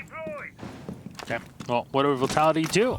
Actually set up an ADS in the bottom of the tower, which is very curious. Oh, at least T2. And it's very curious. It's just to keep some sort of control over the lower window, T2 window. But it means that they're probably going to have a player up in T3, quite possibly the Jaeger. So, no, Bibu is actually going to fall back. Okay. There's nobody on T3. Not yet. Sneaky's going to be playing around here. No, he's going to fall back down. So then I'm curious, did they actually leave that ADS position or not? I like that we're seeing Secret go for a kind of an, I guess now it's old school, but just a straight west clear. Oh, they're okay. Just a straight west clear into the main lobby. Because these days, the thing to do is to take tower and hit from construction. Secret are, I guess, I don't know. You have your two basic strategies. You can run either of them, right? But Secret are going for the less common this day and age. Meepy with a breach charge to just look on down the stairs just in case somebody comes in from the basement. It's a tight angle that you can use from the armory, as you saw there. But so far, Secret kind of taken their time. And the reinforcements that have been preset by Vitality in and around Meeting just allows them to be much more passive than you would expect. This is Qual. Oh. Okay, so an even exchange there. Habana, though, taken away with the Meister. Yeah, that is very much an even exchange. And that's the only hard breach, actually. That's even better. Oh, wow. So not quite even, I suppose. If the Habana's gone, there's no Thermite in play here. That's going to be a really bad situation for Team Secret. Hopefully, there's for them and their fans, there's some soft breach potential in that meeting hall with the drop-downs. Oh, fire down onto the Legion, but Sneaky only takes 25 damage. Meepy looking around, but there's nobody left in the meeting hall. Well, actually, there is one person. That's the Bandit. It gets dropped. Fonkers will find the kill. Spark will go down. It's a bit of damage done to the goo mines, but 3v4 with no heart breach. Vitality are still in a pretty winnable position here with 50 seconds left. Yeah, Bibu's trying to get some aggression on here and sees the drone thrown out, and he will fall back. Definitely the right call to fall back in that situation. He's about to be pinched, and we've seen a full transition here. Since there's no Habana, they're going to go for a construction take, and this unreinforced wall is going to be very good for Team Secret, as he will be able to, or by he, I mean Leon, or sorry, Fonkers will be able to establish the angle onto that typical mirror window position, even though there is no Mira. Another curiosity that we failed to point out earlier. Meepy and Leon get some kills on this entry, and it's all up to Brid to clutch it out. He almost does on the second kill, but Leon will shut him down. Secret take their first round on Oregon. Leon's flank was absolutely massive there. Yeah. If Vitality didn't have the correct amount of manpower, the right amount of manpower to deal with this, and then Leon just comes around the side. Excellent play from him, and a very good call from the teammates, knowing that there's nobody that can really protect them, and he catches two players off for two freebies to end it. I want to know what Bibu was thinking, trying to get aggressive on the tower stairs there. I mean, maybe he was trying to, equalize, bring his team back. Didn't know that there were two players through there. I mean, it's true he didn't know it, but I was just kind of curious that he was going for that. At that point, it seemed like the right call would have been to try and anchor down and preserve manpower. I mean, he did end up making it back to the site, but the problem was that there wasn't enough manpower to actually hold every angle, because like you say, that Leon flank on Laundry Stairs, nobody holding that. No. He just walks downstairs. The Legion vaulted away to try and fight from the back, because this is what we usually do, and you said very clearly we failed to mention the fact that there's no Mira. Which was huge. Yeah. So you couldn't really see how the attack would go in. You were relying on the Maestro, but the Maestro had died before. He had done work killing the one hard breacher, but it didn't really have as big an effect as we were expecting once that kill was made. So True. it was very good adaptation from Team Secret, and putting themselves in an extra man advantage allowed Leon to do what he did. Excellent flank. Elite Bandit, finally see it. Oh. I think he listens to a lot of Rammstein. I feel like he would be really appropriate. Like, I feel like he would fit in on Clubhouse. Yes. I mean, so in that case, very well done by the design team. Well, he's going to be playing over by Junk Tower. Sneaky, just trying to do his best on the delay. With the Bandit, he's going to pre-place those batteries, and, well, that's pretty much what he's got on this site. Batteries pre-placed now, and he can roam downstairs. He's essentially a pure fragger now. Bibu did not give his teammates a single ADS. Curious. Hopefully he makes it back to site if you're a Vitality fan, because those ADSs, oh, they are so very important. Oh, well, there you go. Speaking of important. Double take to destroy the Maestro camera. That's the power of the Twitch, of course. Yep. So important because, you know, we always talk about, like, the Thatcher opens the shutters too, but then you have to position yourself somewhere where you're exposed to an enemy to shoot the Evil Eye 9 times out of 10. Whereas the Twitch drone can just do it anywhere. Why do it yourself when a drone can do it better? Quote Echo, yeah. Yes. A grenade in the back from Alems here. It'll take down... Oh, no, not the second Bandit battery. Grenade's going to get lobbed in, but not cooked enough. And Sneaky's still there. He actually finds the kill on Alems. What's going on here, Secret? Finally, the angle has been opened, but it would cost. The Buck eliminated with little to no damage done. Qual is up close to Leon, and Leon wins these. He's low on HP now, but it doesn't matter. The work's been done. He'll find the second one. The flanks from Leon have been absolutely massive, but Bibu will find one as well as Spark. 2v3 with Bibu still left on little health on the Jaeger. But Secret have lost a lot of time and a lot of manpower on this top floor attack. Well, Leon is certainly on it today, and man, you know, you see those amazing things from him. Honestly, at this point, you sometimes just expect it to happen. And landing those kills kept his team in this round, but I don't know if it's going to be enough. They still have to hunt down roamers. That's going to be Spark in the main meeting hall, and he's looking towards the main lobby via flag. And from this position, he can delay for a long time. Stizzy has the diffuser in hand. He finds his enemy. The rotation here from Spark, though, might catch Stizzy off guard. He's just actually going to ignore that roamer, as it turns out. Start moving his way towards site. That might be the right call with only 40 seconds left. We're at the point where you need to hit the site, go for the plant. Gas canisters coming out, no X-Scaros. This round looks unwinnable for Secret. There's nothing, no X-Scaros. There's also nothing to deal with the Bandit batteries that are set on the opposite end, even though Sneaky's dead at this point. So you have to play something through the window, but Spark's coming in around for a flank. Meepy wants to dive on in. That's really everything that's left for them. Bibu set in the back. Stizzy will inhale the gas and will get taken down. Bibu with one every day for the last. Meepy eliminated as he dove on in from the window.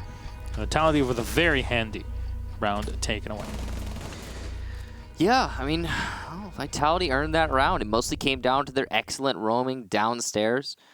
Really got to give props to them holding on to the bottom floor. Sneaky specifically as the Bandit. I think he did a lot of work taking out those X-Scaros and then also getting the kills that he got. But eventually Secret managed to get some of the control downstairs that they were looking for. It's curious that they decided to go for a strictly kitchen take. I think that really worked against them. And of course, it only worked against them because Vitality managed to win their fights, though. One thing I want to correct myself on, I said that Nello was the first Croatian player. Oh, yeah? Pro League. So well, I asked you. This is how deep the rabbit hole goes. I'm ready for this. The very first Croatian Pro League player is Freaky from Year 1, Season 1 from Penta. Oh, won that Pro League. Yes, technically, the first ever Croatian player was a actual champion in a way. Yes. I won the first Pro League season. So there you go. A bit of a tidbit. See, we're going back to 2016 with all of this. Yeah, I remember. I think I met him there. Yeah, because you were playing. It was Orbit that was there. It was a while ago. Oh, it's a long time ago. Yep. Still been to every single season finals and major, though. Woo! I think it would, like the list is like 2 people long. It's you and Matt. Yeah. That's it. And then I think some guys from Ubisoft as well. I gotta imagine. Although I haven't asked. Well, not Justin anymore. Oh. And Alex Remy doesn't always go. Yeah, Alex doesn't always go. And Pio wasn't there. Well, he was there, but doesn't go to every Some event. of the esports guys have been rogue, you know, so. So there you go. Michael, you and Matt are up there. You're winners. Yay. You get a nice hug. I haven't been a talent at every one of them, though, because I started my first one was Season 3. But enough about me. These teams have been fighting tooth and nail, and it seems like it's going to be a tower take, but oh, Leon goes down to Bibu. Perfect refrag, though, from Meepy. So no efficiency lost here for Team Secret, though a lot of manpower and HP on Meepy. It was costly, but they got T3 control and tower control. They could turn it into construction push, and they can make this attack happen despite losing their premier fragger. Dizzy walking in here. He sees that there's that rotation hole that was already created by the defense of Vitality. Yeah, primary fragger, basically. That's Leon in a nutshell, and then you put him on the F2. That's exactly what you would like to do.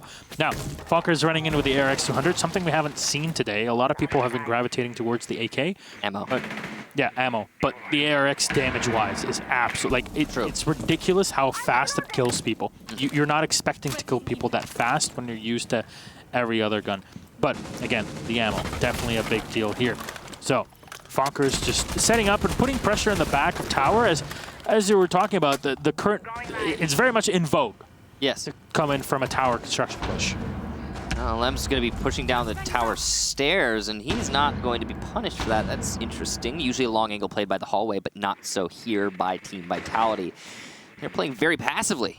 The back wall is soft as well. Yeah, there's everything soft, and it is something they've been doing a lot on the basement defense. It's very interesting. It is something they did last time they were in the basement. This is also the first round and the only round that Secret managed to win is when they attacked here last time. All right, well, opening up as much as possible here with Alem's breaching hammer. We'll go up for an extra angle. No, is going to make sure that this angle is cleared at first. The Maestro's on the opposite end. That's Qualls. Stizzy somehow manages to get into the site and actually down one. The idea has been taken away. Meepy with another one. And Lems keep moving in. He'll find the kill on the Maestro in the back, and Spark is the last man alive. He's going to need a big Spark for this. Meepy dispatched. Very nicely done by Spark, but he was low on health regardless. Nitro still in the back pocket of the Bandit to use, but all the angles now are being held by Secret. They have very good post-plant positions, and Alem's just going to fire down. The Bandit will win out this one. Spark still doable for him, being on half HP, but Stizzy and Fonkers are unmaxed themselves. He spots one in the back, and that's Alem's that he had already down. Fonkers using the defenses of the defenders to his advantage. Spark has no information on who's behind him. He goes for the pre-fire, tries to play the opposite angle, but as he dives around, Fonkers will take him out with a couple bullets here. The ARX. Team Secret will win round number 4 and stay in contention. A 2-2. All right. So back and forth. We're seeing more of this. Okay. The basement has not been kind so far to Team Vitality. They are struggling quite a lot, especially with that construction take. One thing that really stands out to me about the construction take is the fact that Team Vitality are just not reinforcing any of those walls.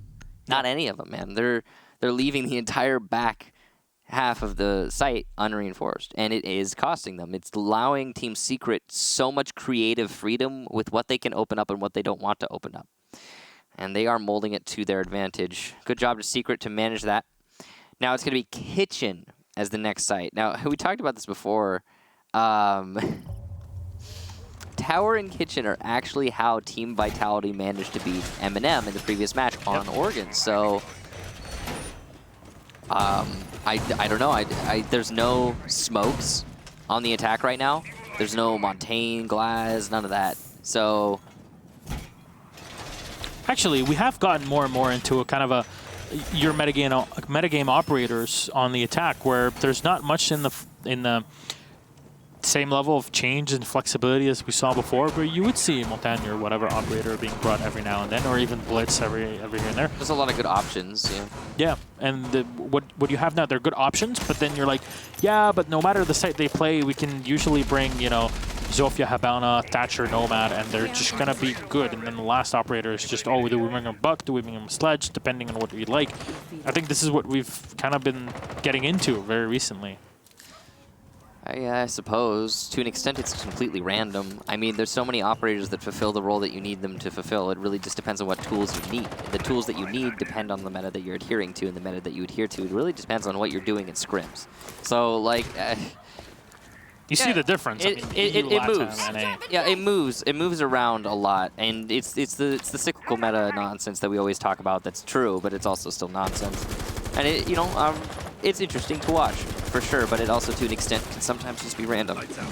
The EMP is coming in from Leon, and he's going to clear out the bandit batteries. So good aggressive clear of that utility. Lem's holding this angle, so what he's trying to do here is he knows there's somebody inside of lockers. There has to be somebody inside of lockers for the defense. It's very important the defense holds that. He's just waiting for a potential free pick. If the free pick does not happen, Secret will still push this. They need to clear it out.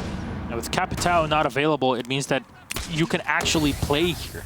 Otherwise, the Capitao, especially with his new AoE, is going to really do more damage to you and demolish you more than he did. But Qual and Spark will get a kill each, and there's still a player in the shower. Bibu just took a bit of damage, and that's about it. Yep, here comes the second nade, and it will miss. So the air jab was destroyed by the first nade. Both nades missed. A little bit of damage done to Bibu. He's doing a great job, and he will finally die. But he did his duty for his team, and he will put his team in a great position. Brid is going to be a playmaker here, deep inside a cafeteria. There's not enough manpower on the side of Secret to adequately cover all of the angles at this point because they lost 2 people trying to clear out lockers. Now they're going to lose the drones, so it's not like the 2 people that are dead can just look at those drones and give them information on what's going on. And it's something that is always difficult to kind of mention and put into perspective. And Secret are kind of changing the way that they're pushing here. It might be coming in through garage and meeting. And there you go. Yeah, they're actually going to change their whole strategy to come in from the backside of kitchen and attack into there. But there's a Maestro camera, Evil Eye giving information. Stizzy going into the hallway, but there should be the Valkyrie here to stop him. Oh, there was no reinforcement on the back. Okay, this can actually change things quite considerably. Bride will find one. Alems with one of his own, and there's still an advantage for Team Vitality. Falker's last on his own with no air jabs, and there they go. The little ammunition in the ARX is really starting to hurt. 12 seconds left. He's going to have to worry about so many angles around him. He goes around 90, actually finds the headshot on Spark. 2 left as he shoots into one of his teammates' bodies. Walks in, still keeps firing with a 44 mag. No time to dump the entire magazine, and Bride will take him out. Vitality, inch closer, and grab another one. So, Vitality, Secret, Oregon, neither of these teams have managed to get 2 rounds in a row, a constant back and forth. It's non-stop here on the struggle. Question is, where will Vitality decide to go? Because they've been struggling in most places. They, I believe, are going to have to go to top floor in this situation. That would probably be the best situation. Oh, wow, okay, they're going to go to tower. Okay. I mean, that works. I say they would have had to go to top floor because they can't go basement, and I would have figured they would favor top floor over tower, but not so. They did win tower the first time they went to it. It was the very first defense they had, so... The Clyde might have been used as more of a bait. Hey, we're going to top floor? Yeah. We're going to use it. Or basement, maybe. I mean, because they wouldn't go basement. That's the only place they've lost. Because it would be like, well, they have a Clyde, they don't have a bandit. So you see it, and they're like, yeah, maybe they want to play it, and they're because the Capitao is banned, they are expecting us to attack through the bedroom, right? So it's there, but Secret still bring the IQ in this situation. There's no Valkyrie to be played from Vitality. They're focusing more on having the Maestro, and the Legion is a great operator to have here to slow things down. That's one thing that really always interests me about Vitality when they go to towers, that they don't bring a Valkyrie. And they still somehow manage to make it work regardless. They're very good at defending tower minus a Valkyrie. Which is pretty difficult to do, given the fact that you don't have much information about what's going on the outside. She's not necessarily an essential operator, she's just very useful. Yes. That's it. Yeah, IQ would, of course, nullify her effectiveness, or at least significantly mitigate it, usually. As you can get at least, all the cameras they throw outside. Ibu going to be playing T3 yet again. He's done a pretty good job of holding T3 every time he's gone to tower so far today. expect him to probably have a pretty fantastic go at holding it this time around also. Stizzy looking to pressure the site. And also T3 is a good window to do so from. Air jab does hit Bibu, but Meepy doesn't peek it for some reason. Stizzy will, though, and he gets the kill. So, T3, control in favor of Secret, as well as T2. They can just plant. There is nothing from Team Vitality that can stop the pressure that Team Secret are currently applying to the site. Who is carrying the diffuser? It's Stizzy. He finally gets down to the site where he can plant, and he's going to begin that plant right now. Leon watching for the rotations. He finds the headshot. They line up perfectly for him. That's Sneaky with one. And Leon for the last as well onto Bride. Secret. It's no secret what the essential part of a tower take is. Mm-hmm. You take T3. Yeah. Once that's done, it's all over. I could just hear Team Secret screaming, "Fool me once." Because that one time that they attacked onto tower the first round, they seemed lost. Team Secret seemed lost. This time, they were ready. And, okay, we've got an even split coming out of the first half. Constant back and forth on the round in terms of exchange. Vitality, Secret, Vitality, Secret, Vitality, Secret. Now, going into the second half, what are we going to see from Secret's defenses? I personally feel like Secret is going to fare better on defense. But I'm not entirely certain of that, because I felt the same about M&M when we were across the board, based on what I saw from M&M in the first map of the first series, which was Border. M&M had a pretty amazing defensive half, I would say, but their attacks were better in general on Border. The thing that really stood out to me, though, was that on Oregon, M&M won one single defense, and they got kind of lucky, and then after that it wasn't even I don't even think they were really. At the same time, I figured they would have a good chance because Vitality tends to have the slower attacks. And if you know they have those slower attacks, you can play around it. On Oregon, though, I feel like it really plays into Vitality that they do. Like, it plays to their advantage, their strength that they have the slower attacks. And I don't know exactly what it is necessarily. My theory is that it's because the map tends to be a little bit more shallow than other maps, but slow attacking Vitality works here. What can I say? So it's conventionally I would say Secret should have the advantage. Based on what I know about both teams, I don't know. It's really hard to tell. I mean, it's also understandable because you look at it and you're like, well, it's been back and forth the entire time, and nobody's been able to chain any rounds, etc. So yeah. It's very understandable. It's a very for throws so far, we've been seeing a pretty confusing match in both. Yep. First and the second here. Good ones though, fantastic. Bibu's going to be clearing out top floor using that Jackal Inox, and he will scan the foot of the Maestro. Actually by tower, not the best scan, but oh, easy pick there for Bibu. The premier fragger for Secret again, finding himself an early pick. Fire all the way in the back. The Jackal track still functioning on the Fonkers. Lems is going to have the entirety of the wall here opened up and actually gets close, hugging it here. And goes for the fire upside. There's one guy right at... Oh no, he keeps firing. Bride just blends in with everything around the house itself. Meepy's down on the floor, and he should get taken out here. All five still alive from Vitality, and they want to survive. The only way to do so is to win this entire map. It has to start one round at a time. Spark will move in as more utilities being thrown in. I believe that was some of the Ella stuff that were already in. There you go. Paul will find it. Meepy's dead. And there's two left alive. It's Fonkers and Stizzy for Secret. Uh-oh. No, he's back. Yay! Woo! Fonkers going to persist inside a tower. Stizzy looking to even the man count somewhat. Playing aggressively at the top of main stairs. This is predictable, but at the same time, could net him a kill, and it will. The thermite goes down, but it's not going to be for very long that advantage lasts. Fonkers gets one for himself, though. He's looking for another. Ooh, a beautiful shot onto Spark. And suddenly it's a 1 versus 2. And Bibu, on such low HP, this is easily winnable for Fonkers. Oh, no. He has the perfect angle to deal with all of this. If only they knew. No, he fires right into the body. Qual runs right up and finds the kill, the Type 89.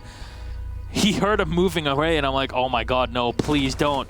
so focused and tunnel visioned, and it makes sense. The Maestro should have been looking in that location. It could have ended the whole round right then and there, but it does not. Vitality run away with one more, 4-3, and will this continue to just spiral out of control?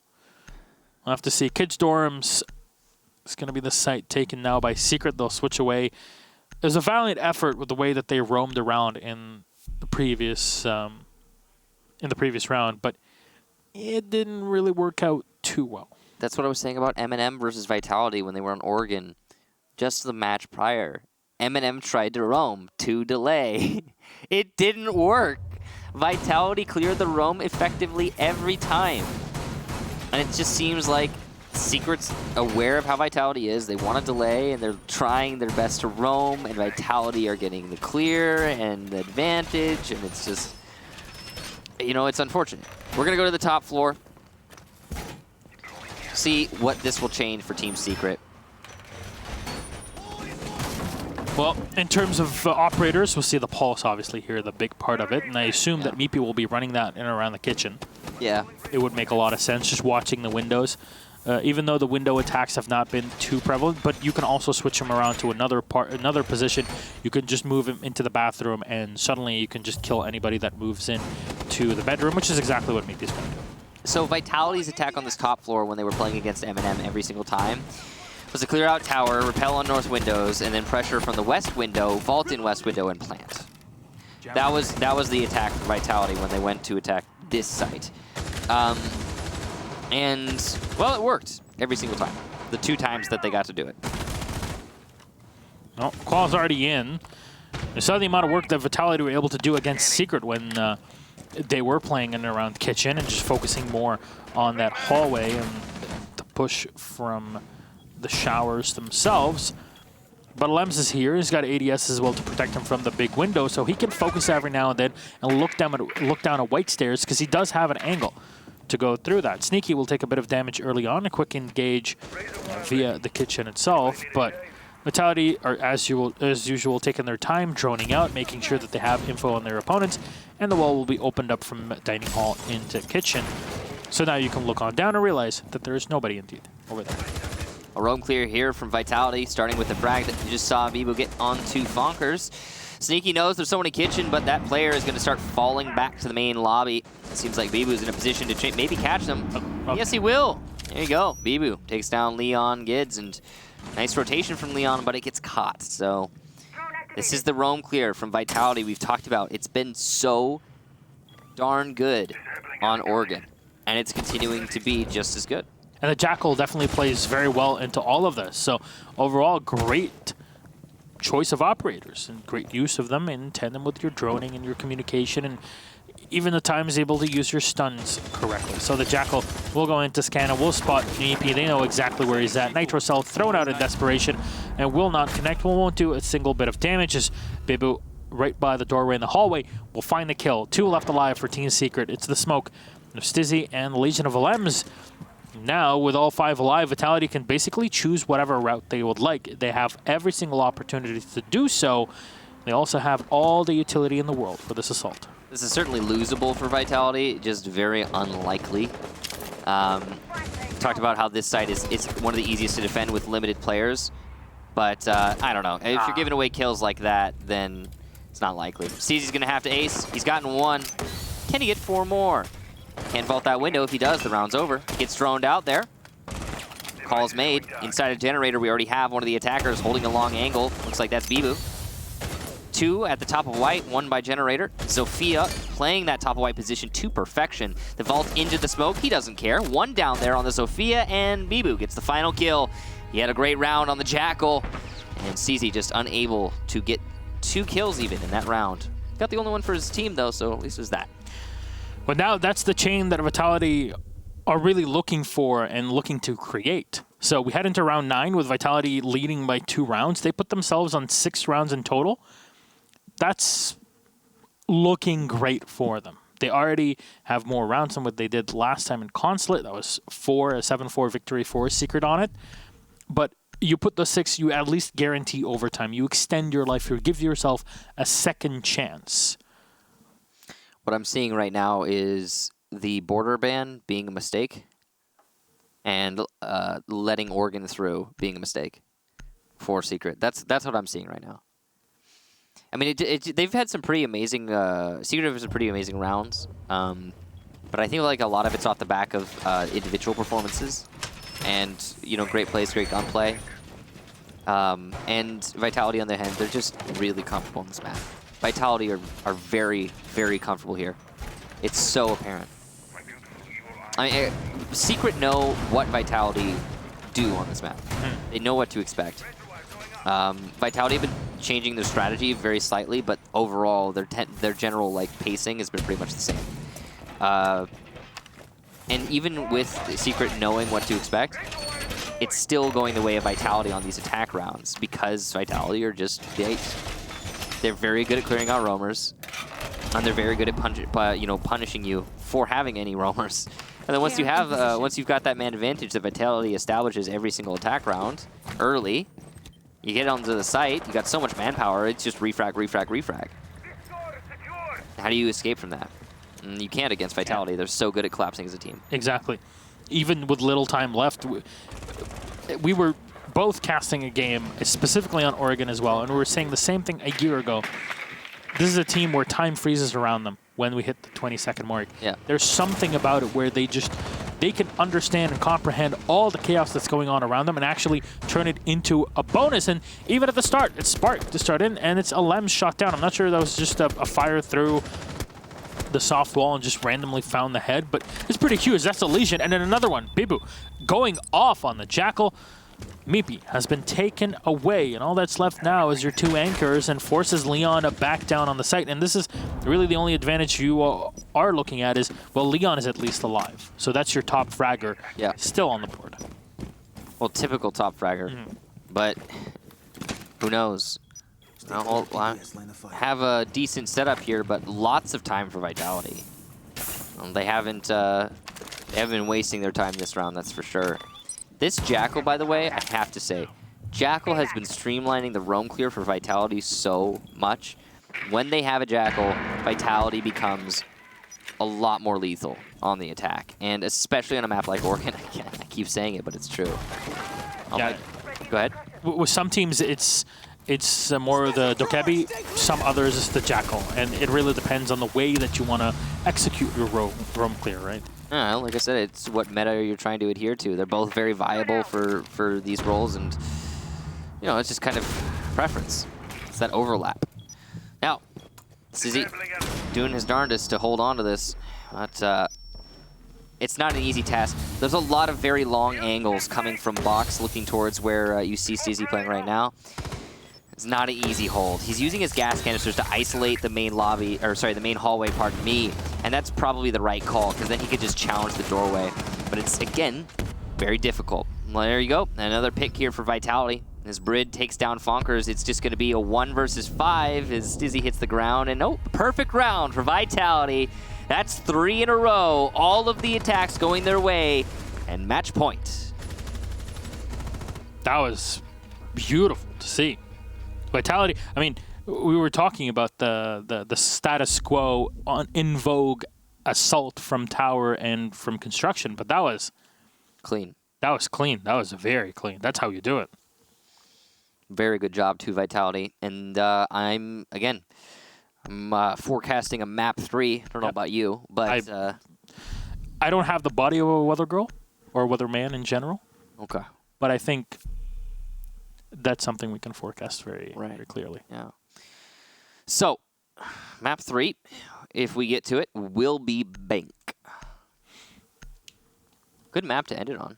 Yeah. I feel like that's going to lean pretty heavily in the favor of Secret, don't you? It's a lot to clear, right? Looking at Secret and the way that they were playing, before when they played on Bank during the season, they weren't that effective, actually. On Bank?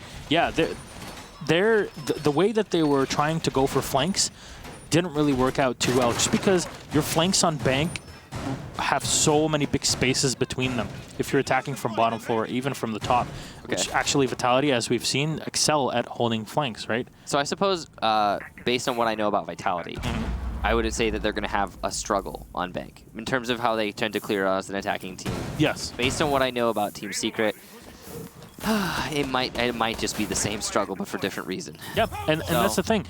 That's why, even at map 3 between these two, I was thinking about it like just half an hour ago. I'm like, I don't know who to even give an advantage on Bank, because both have had their ups and downs. That's been the story for the whole day, right? I mean, M&M versus Vitality, who do you really give the advantage to? Secret versus Vitality, who do you really give the advantage to? Right? So, yeah, it's not a predictable day, gentlemen. All right, just Vitality taking the initiative, which is a combo that you're not really used to hearing, but there you go. They're already in. Sneaky using the bullet-based destruction to just destroy as much as possible of the meeting. I mean, it's pretty efficient clear from Vitality. Pure anchor from Team Secret. They realize that they can't really roam, that Jackal was so effective against them before that they decide to run the Clyde and run everything down on the basement, which is a very fair thing to do, but Bibu will find one again. It's Leon. It's Valkyrie now out of play. You could see his teammate calling out the Valkyrie camera, and he couldn't find it, but at least the Valkyrie's dead. So there's that. Jaeger of Fonker's playing by Harry Potter. Still probably likely some EMPs in play here. He's trying to trick one of the drop downs, but the main drop is already opened up in the main lobby, so that's all that really matters. Clearing out the ADS is going to be very important there, so you can throw the smokes down there. Smokes will cover the plant when it eventually comes out. Good job to Brid there for making that happen and clearing the ADS with his flashes. No Mira being brought. No Mira being banned. But no Mira being brought. That's actually a very curious thing, because we didn't have that in Consulate before. It's weird. But, hey, preference in meta, I suppose. Well, the Evil Eye correctly turned around so you can't shoot it once its shutters are open thanks to the EMP. I like that from Team Secret. It's going to get destroyed regardless here by the... No, it's... How is it still up? Didn't the Sophia's throw at it? There you go, finally taken away. Extra angle opened up, but what a headshot from Alems. He gets brought down pretty low. He killed the Thermite, not the most important operator, especially at this point in time. But Meepy's getting ready. He's got Impact, he's got the TCSG, and all he needs is some information. Smoke's being thrown up front to allow Meepy to get in a better position, but Qual is going to have... No, he's dead. Oh no! Stizzy's able to stop it right then and there. The Maestro camera is also helping by just doing a bit extra damage. All that was required. There's also a barricade being set up in the back just in case there's a late round flank. LMGE in hand. Bibu now will go for the plan. He still has a few seconds left. Sneaky will find the kill on Fonkers as Spark and Sneaky will get 2 more for themselves. LMs will get a kill on Bibu, but it's too little, too late. And that is it done. Vitality, ladies and gentlemen, will take map number 2 on Oregon, which means we're going to get a very decided Bank as map 3. That's Vitality proving to everyone that Oregon is a place that they're pretty good at. So, the mistake that Secret made was banning not Oregon. Well said.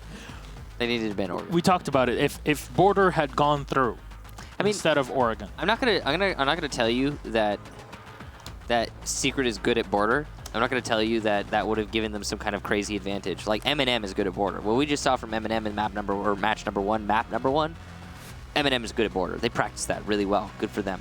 But why are you taking Vitality to Oregon? You know, they're the only team that can flex on any site in this map. And then just come on. And their attacks are even worse. Yes. The Vitality's defenses are good on Oregon. They can go to any site. Their attacks are better than their defenses. So Oregon is a mistake. That going through the ban phase shouldn't have happened. But we're going to go to a quick break before we get to map number 3. That'll be Bank when we get to it.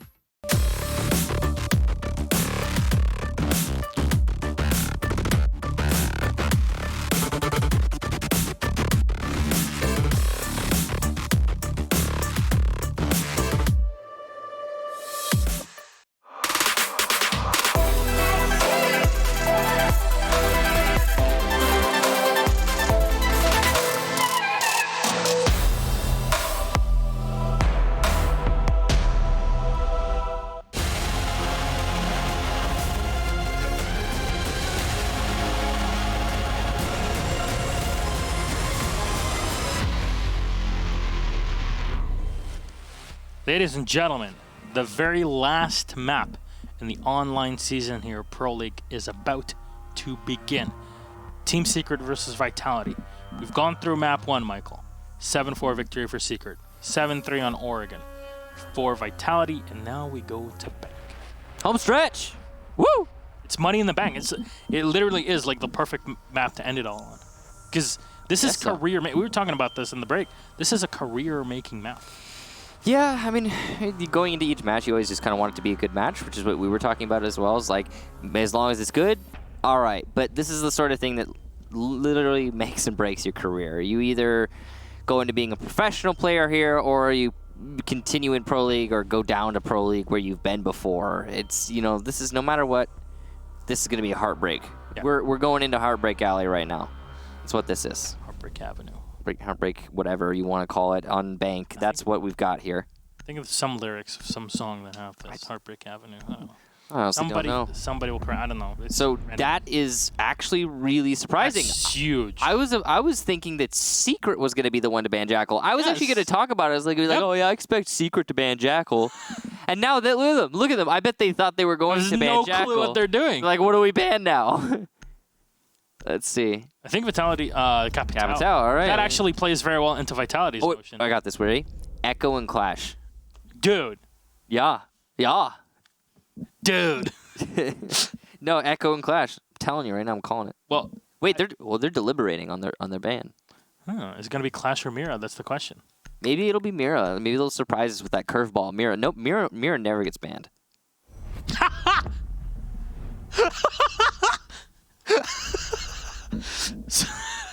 So there you go. Echo at the end. We have a deviation. Oh, Echo. Woo. Vitality banning Echo in general and then banning Echo on bank. Never heard of that. This is... Wow, I mean, we didn't get Clash banned for every single match, just Echo. Yeah. So that Jackal ban, though, that was Vitality's ban. Did they play Jackal so effectively on Oregon? Yeah, they were the ones playing Jackal really well on Oregon. And then they just remove it for the last map. Beats me, man. Are they planning, well, later on once they get to the... actually, this is something we can dig into as well. Now, Vitality is starting off on the defense. So they can rack up the extra rounds. They deny Team Secret from having the Jackal. Yep. I mean, situation, and they prepare for an alternative later on. It definitely is, I think, on Vitality to get a really good first half. Yeah, I'd have to say, because I feel like Vitality's attack on a map like Bank is going to be not as great as it usually is on Oregon, for example. Of course, I don't know that, but you can expect it based on how they play. Now, because of that, yeah, I think they need to really put some rounds on the board early on. Looks like they're going to be going. Are they going to go for the bulletproof camera on the dock there? I know. Can we check dots for a second? I want to see what. Yes. Yeah. See, they are doing it. They're doing the banana cam. With the banana cam, you can see the top of garage, and because you can see the top of garage, you can challenge it. So it looks like it's placed a little bit further to the north than usual. It's a bit more towards that north, indeed. So it's gonna mostly look down on the lobby and give you some access onto the bottom of the stairs, but not your usual angle. So this camera usually placed a little bit more to the right, or well, our right, the south, whatever. Yeah, see, the angle that it gives is distinctly on those windows. Right, and it was popularized by Cantor Raketi on G2, but it is now pretty common to see. Team Secret looks like they're just going to be setting up for North Repel right now. Very important to challenge North, of course, but it's dangerous as well. Got to be wary of those runouts. There is a Valkyrie. You can expect it to be Valkyrie cam outside on the north side. It's not a guaranteed thing, but it's usual. It's pretty typical stuff. Well, just destroying the windows here on the outside, or whatever is required. We've seen the changes today as Zofia pretty much a 50-50 between the 7.62 and the LMGE, so don't be afraid to change their weapons. Twitch is going to continue. There it is. Oh, Leon actually takes a lot of damage, but Lems finds the Cullen Spark. There's that run out, though. I mean, we expected it. It came, and it ended up working against Vitality. Unfortunate if you are a Vitality fan. That's not going to be a good start, of course, on this round. But Secret are not in a, complete win position just yet. The AUG being put into play today, so we're seeing a lot of variety. Yeah. especially one that takes up half your screen. A lot of people don't play the AUG just because it's so obtrusive. It's such a beautiful weapon. It's a cool looking weapon. Takes up all your screen though. Yes. I mean, it's odd because Cloud doesn't have that problem. Neither do... It's the elevation of the sight mount. Yeah. Anyway, Secret, wall open. Huge. Look at that. They've got the wall open. They still got North Repel. Vitality are in a really dire situation right now. The only way I could see them, getting out of this position is off pure fragging power. Vitality's got that for sure in spades, but can they make it happen here? Kesselbaker just blocking everywhere. Biba will find a kill on a Leon. Fonkers comes in from the back, but Qual will take him out and go for extra HP, and Biba will peek out again from the hallway and find one more. Remember I said pure fragging power? Can they have it? Well, it looks like they might. Vitality put themselves in a decisive advantage where at once they seemed to have already lost the round. Diffuser will be planted, though, in Team Secret. Now only need to play post plant, though they've got a lot of enemies to play against in this post. Some holes going on there to try and bait out some kills, and nope, they're sneaky going to take out CZ. So it's just a Lems and a 1 versus 4. No big deal. No big deal. He's going to get 1 onto the dock, but can't get a second, and he won't even finish off the dock. As Qual picks himself back up. Vitality take round number 1. An excellent defense on the top floor. They should have lost it, to be honest. Come on. You guys can find it, right? Yeah, okay, thank you. There you go. They were a few seconds off. No lie. So, Vitality, I think in that situation, probably should have lost. The way that Secret were setting themselves up, they had the advantages, they had the crossfires, but Vitality just outfragged. And why? Because Secret came in, but even on their dive into the site, they didn't actually have control of the hallways, didn't have control of trading, didn't have real... They were barely present in Skylight. And yeah, sure, they focused on having the Thermite repel on the outside, but what they forgot at that point, because it was a 4v2 and you're low on manpower, is that, of course, they are low on manpower. And that anybody can just come around from the side and destroy them. And we've seen distinctly Vitality in their setup with that bulletproof camera that they are focusing a lot on the windows and on repels through them, either by the windows entry into the site itself, or by garage or the front lobby entrance. All of these are very powerful positions. Very powerful positions, and they were very well counted because we've seen the amount of work that just. Oh, hey, Zofia or Dokubi starts from the beginning, repelled up on the lobby, and just fires a couple rounds down, and there you go. This 2 players dead. Look Clash, at that. hello. Look at it's a clash. Yeah. I want to see what it's like, because if it is as scary as people have been saying it is... You mean 5 bans? I think that symbolizes some sort of pattern of fear. Everybody banned Clash every map except for this one against Vitality today. And Vitality have played, this is their 6th map today. So, yeah, let's see what Vivo's got for us. Well, he's just gonna stick this position. ADS is around him as well to support. A lot of times you'll see Ella being played right behind the Clash. Other times you might see even the smoke being played from behind. As long as there's something to allow the Clash to kind of delay the attackers, but also the defenders to get a frag off of it, that's pretty great. Even in the way past, even before Clash, we would see a lot of, Valkyrie with Spas being played in that position. Now, I wonder who's playing from behind her, and it is the shotgun of the smoke. Or the SMG-11 in this case. So it makes a lot of sense. Sometimes you'll see a mute as well. There's just many options, but the strategy remains the same. Kill people before they come down. There's a Zofia, so at least there's that. Leon's got the lifeline, which is one of the best counters for this operator. Push that shield aside, and then suddenly it's easier to kill the Clash. Capitao was banned, but it was banned by Secret, so that's going to work against Secret in this instance, but of course, later on is what they're banking on when they get to defense. He's waiting for the opportunity here. It's not going to be an easy push. Clash is already pulling in work at playing at these just the server stairs, so that's impressive. Yeah, with no heart breach ban, it's not going to be too big of a problem just to open up everything. It's exactly what just happened. Secret are just waiting for their timing here to dive on down, and an easy way to deal with the Clash for anybody playing in the blue stairs is to just push them back with a Thermite charge on the hatch, but it doesn't really matter. Leon is going to find 1 kill and have complete control of the server side, and Bride is going to find 1, Spark as well. And there's another one from Bride. Alems has been eliminated. Stizzy and Leon last 2 alive, and Leon is still maneuvering around by the vault and by the elevator. Stizzy has taken a decent chunk of damage as Squall has been taken away, but Bibu is still alive, and as long as he has support of his teammates, it's not going to be too difficult for him to just do the work. And then we've seen the turtle work as well with the Clash. It just rotates around. It's going to get fired upon in the feet, but then walks all the way back, and the Zofia still firing into Bibu, who's finally been downed. Stizzy will have the time to go in for the plant. Leon with 1 with a quick flick onto the second in the vault. He'll spot the side of him, but somehow he's still alive. No! Perfectly done here. The smoke will deal with 2 players. And that's all it. They're not sure if Stizzy's dead or not. There you go. Spark will make sure that he's finished off, and Vitality, a beautiful retake here, utilizing every bit of utility to their advantage. You know, Team Secret didn't have much room to maneuver, and with that, the smoke was very effective in staying alive. Throwing out the utility, excellently done by Vitality. It's one of those kinds of throws where you're playing ranked and you're just with a bunch of random people and you're like, yo, the site's clear, go, go. They're all focused on server, the site's clear. And then so you rush into site. You're like, where's the diffuser?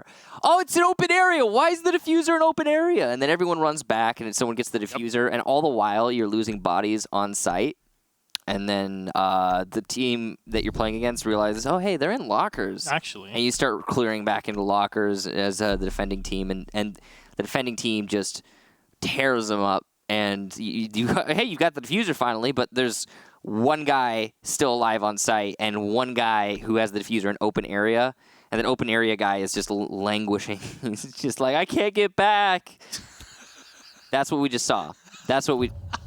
That has happened way too many times. Yeah, it's like common. Yeah, you wake up in the middle of the night in a cold sweat, and all you're looking at is just that PTSD from these sorts of moments. Well, it is a nice try from Secret. Leon put in, I think, 3 kills in that round.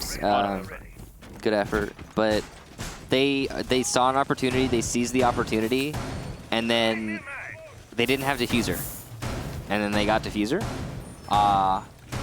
And then they didn't have sight anymore. So it's just unfortunate. I mean, even if they had the diffuser, the person who was carrying it was nowhere near sight. So that's what really matters. Vitality, they're going to be defending the Teller's Office Archives. And they'll be trying to hold top floor by extension. It's important to hold on to top floor so you can delay the vertical pressure that is bound to be applied by the attack as long as possible. Oh, Meepy has switched rifles. Commando. I prefer it myself. What about you? I prefer the Commando. I like the AUG. It looks nice, but once that novelty runs out and you die because you couldn't see anything because half your terrain is taken away, like, you know what? I'm just gonna stick with the Commando because it's still a pretty good rifle. Actually, one of the best rifles in the game for the attackers. So. Yeah. I mean, so is the AUG. I mean, statistically, I mean, they're both not good. too far away. They're both good, right? It's like Ash is gonna. I'd rather be able to see what's in front of me. I mean, same. Gridlock and don't have that problem because they actually know how to hold it correctly and don't have that. They're not doing this. Yes. You're supposed to put the shoulder pad on your shoulder, not above it. Okay. Yeah. Right. So, top floor again. The focus for both of these teams, and Team Vitality have a pretty substantial roaming presence up there, and they're going to get 2 kills off of it. I'm reloading. Maybe they will get the refrag at least, so there's something. It's a castle. I mean, they killed the Thermite, the only breach that they have. I'm not sure even if they opened the wall, which they didn't. No. And then the Zofia's killed. Okay, now you kill the Qaed. That's something, but his utility is useless at this point because you don't have any heart breach anymore. So 3-3, very possible for Secret to win, but Vitality do have a pretty decent advantage. Fonkers has taken control of the top floor, finally diving on in.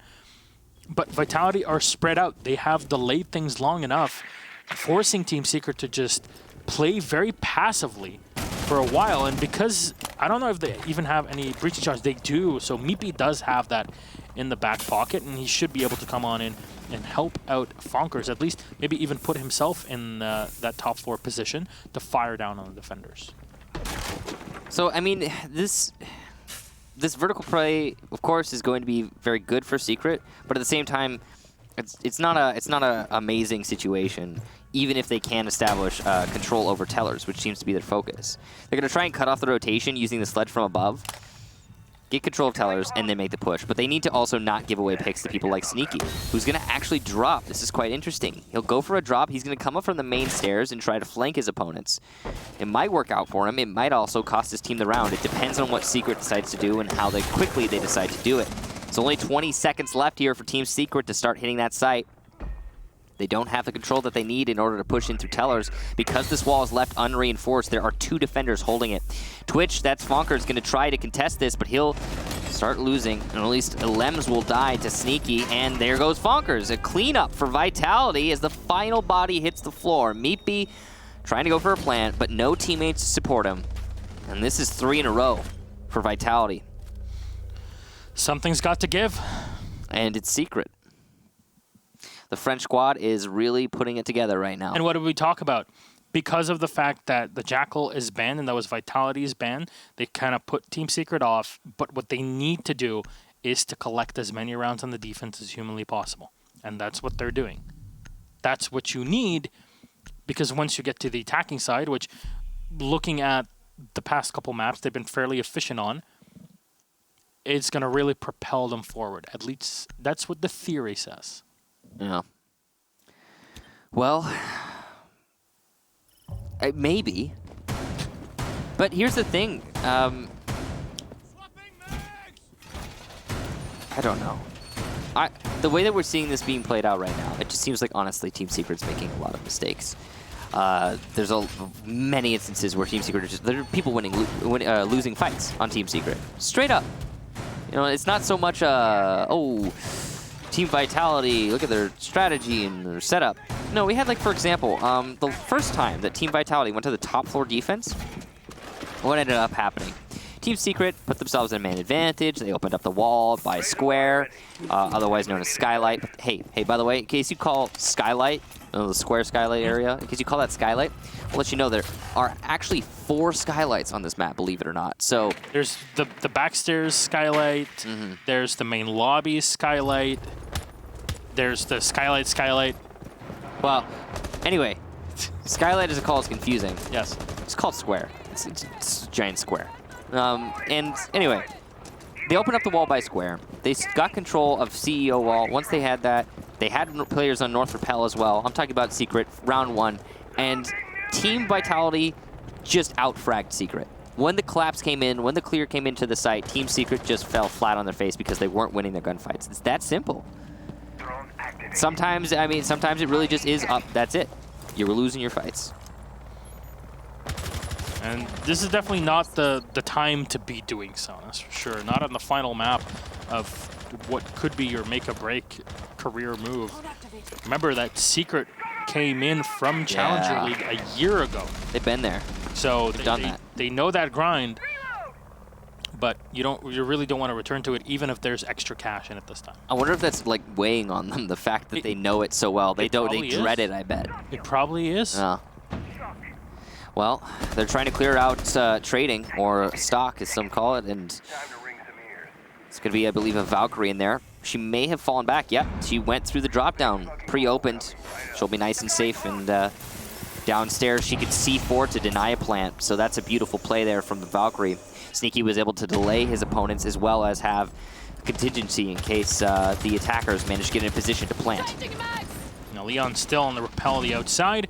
Hasn't found anybody yet. Fonker's going to take a bit more damage. 1:12 left. There's a decent chunk of time here for Team Secret to set up for their assault, and you already see the Zofia lifelines that are being thrown in, and Leon will just move on in. This has been a big deal for Leon throughout this entire day, where he just moves in from behind. Do they know that he's actually in there? Fonker's already taken one out. Bride and Bibu will get one each. Meepy will come in, but Bride will win out in that fight. Leon with a refrag again. It's a 2v1, and that's the big advantage now for Team Secret. Fonker's at a bit lower than half HP. Leon is around 75. Sneaky still has a nitro cell in the back pocket to use, and the diffuser is laid out right in front of him. Oh, Fonkers comes around the rotation and finds the kill. Secret finally put a round on the board to make it 3-1. Still advantage for the Frenchies. Good job to Secret. They made it work. And how'd they make it work? Leon found a gap and walked in, got a bunch of kills, and opened the site up for his team. Fair play to Meepy. He also contributed quite a lot in that round. Just in general, Team Secret winning their fights. It's good to see. It's a pretty simple setup, though. They cleared in through Square, open up the wall, North Repel again. This time they're covering the main lobby, so that pressure on North Repel is mitigated. And then vault in, wall, walk in, go for some frags, and that was it. Yeah, their droning was excellent. Obviously, you're not going to dive into the site without having any information on what's going on.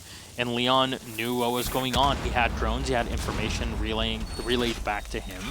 And that's how it went, and that's how he felt secure to come on in and find a kill, and then even a second one on top of it. So, excellently done. It really did shut down the rotations and the players that were blocking the entry from the main staircase. Very well done by Team Secret, and then realizing at the end, Meepy, that he can just rotate along the outside and play from trading back to the patio to find the final kill. He doesn't have to peek from the hallway or anywhere else because the Valkyrie is not going to be watching that sort of angle. That's it. Vitality now go down to the basement. And so we've seen how Secret attacked this one before, and it wasn't that great. Vitality changed things around by going for the Cloud instead of your Clash. And it works well for Vitality here because Secret are not bringing a Thatcher. Yeah, I mean, the Clash actually ended up working against Secret, or Vitality in a way, because it just dissuaded Secret from clearing the server. And because of that, Secret just decided to hit the site. They actually gained an advantage for a while there. A fleeting moment and where Secret had the advantage in that round. But they had site control and lockers, and they gave it away. But the Clash was just less of a... It was a deterrent in the worst possible way. And instead, now they're just going to play a more aggressive one. It's going to be the Smoke Spark. He's capable of actually taking fights and inflicting pain instead of just making you go the other way. Electro Claw is going to be pretty huge here. There's nothing really to kill it, and there you go. Exkyros are done and dusted. There's nothing that Secret can do about them. Bibu, I don't believe he can pick them up at that range. Yeah, I mean, it doesn't matter. There's the best they can do is Twitch. Yeah, and even then, it should be... Oh no, there you go. Funker's trying to move in. He still has one more Twitch drone, and it's spotted. So that thing should be taken down the instant it gets back into sight. Smoke delaying things as he runs all the way back. And Team Secret will have to come in with minimal angles, actually. They can open up their regular... okay, Leon again dives on in and finds the kill off of it. So well done to take away the smoke, but...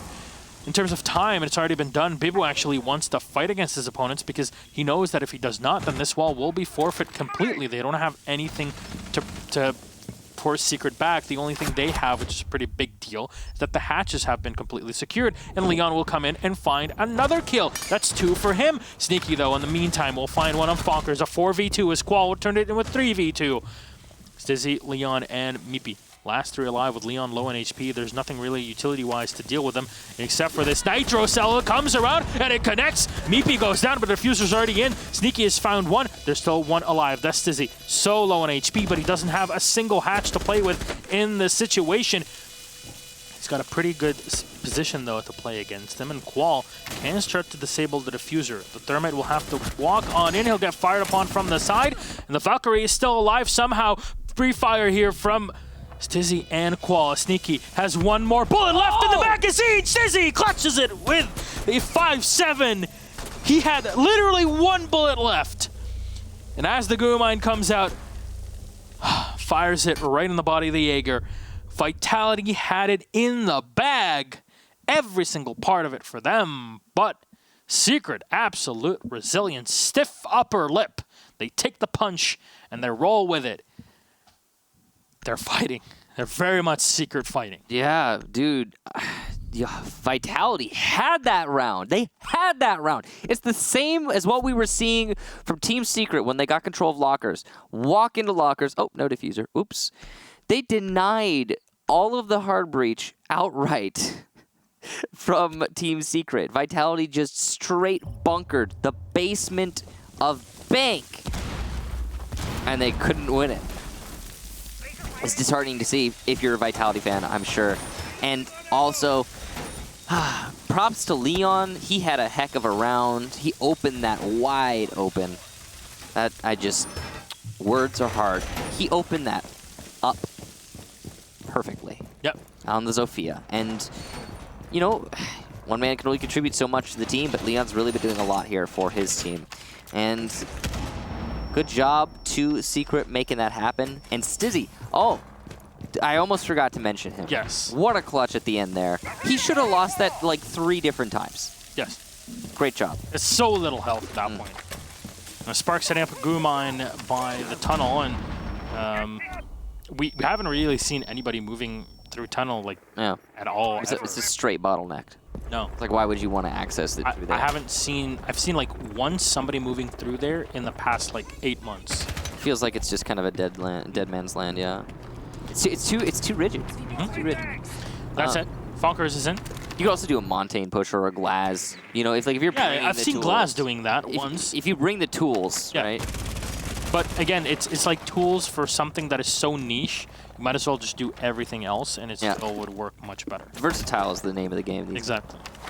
So, basement defense again. Vitality. They are not on the roam right now, except for Bibu, who's playing inside of Elevator. And he'll take down Leon. It seems like Leon was aware of that, too. They droned him out, and that's how there was so much damage done to the Vigil. They knew there was somebody in there, but not exactly where he was, and not really able to take him away. Now he's looking for somebody to open up the hatch maybe for him. No, it is already open, so he can move down whenever he'd like. I think he wants another pick. He can stay here, as good as dead. So if anything, the castle barricade can get opened by breaching charge or something, and then he can find some fire, some damage to be done against Fonkers or something. I would expect the IQ to be the one that instigates this firefight, and at least tries to open up the side. Bit of damage trying to be done here by the Ella. She's still in the back. Alem's firing down, and Stizzy still stunned. The Ella will get one. Goes for the reloaded Qual. As he reloads that unique 40-round magazine. Still will be lost. Stizzy on a roll here. Vitality don't want to lose Bibu just yet, and he's not too far away from his opponents. Actually, if he stays in position, this really might be a tough flank to deal with. Yeah, I think Bibu was smart to not fall down immediately. He has cover from the main lobby thanks to the castle barricade, and he can sound cue for the hallway.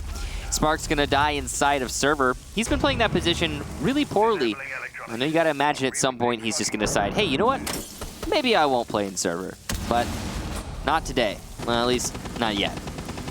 Bibu on low HP and Stizzy on low HP, so it's about even here in terms of man count, but Brid's gonna change that, so will Sneaky, contributing both of them, and it's just Stizzy in a 1 versus 3 with so little HP. It's unlikely to happen, and Brid gets the final kill. Beautiful job there to lock out the round for Vitality, and that's gonna be a 4-2 split the first half here. Beautiful job, like I said, and going into the second half, 4-2 Vitality, so close to getting back into Pro League. And Secret so close for diving away. Maybe all they need is the defense, but looking at Secret's performance on defense on Bank recently, it has not been too good. It doesn't bode too well. And as we said in the pre-map discussion, you're really looking for as many rounds on the defense as possible for your Vitality, and 4 rounds on defense on Bank is pretty darn good. So they're sitting pretty in their advantage here. Now Secret are going to go for the Vigil as well in their very first round here on defense, and they'll be playing downstairs. So oddly enough, obviously the Mira is banned in here, so you won't see that, but we haven't really seen a Pulse playing in Gold Vault, which is your standard passive play.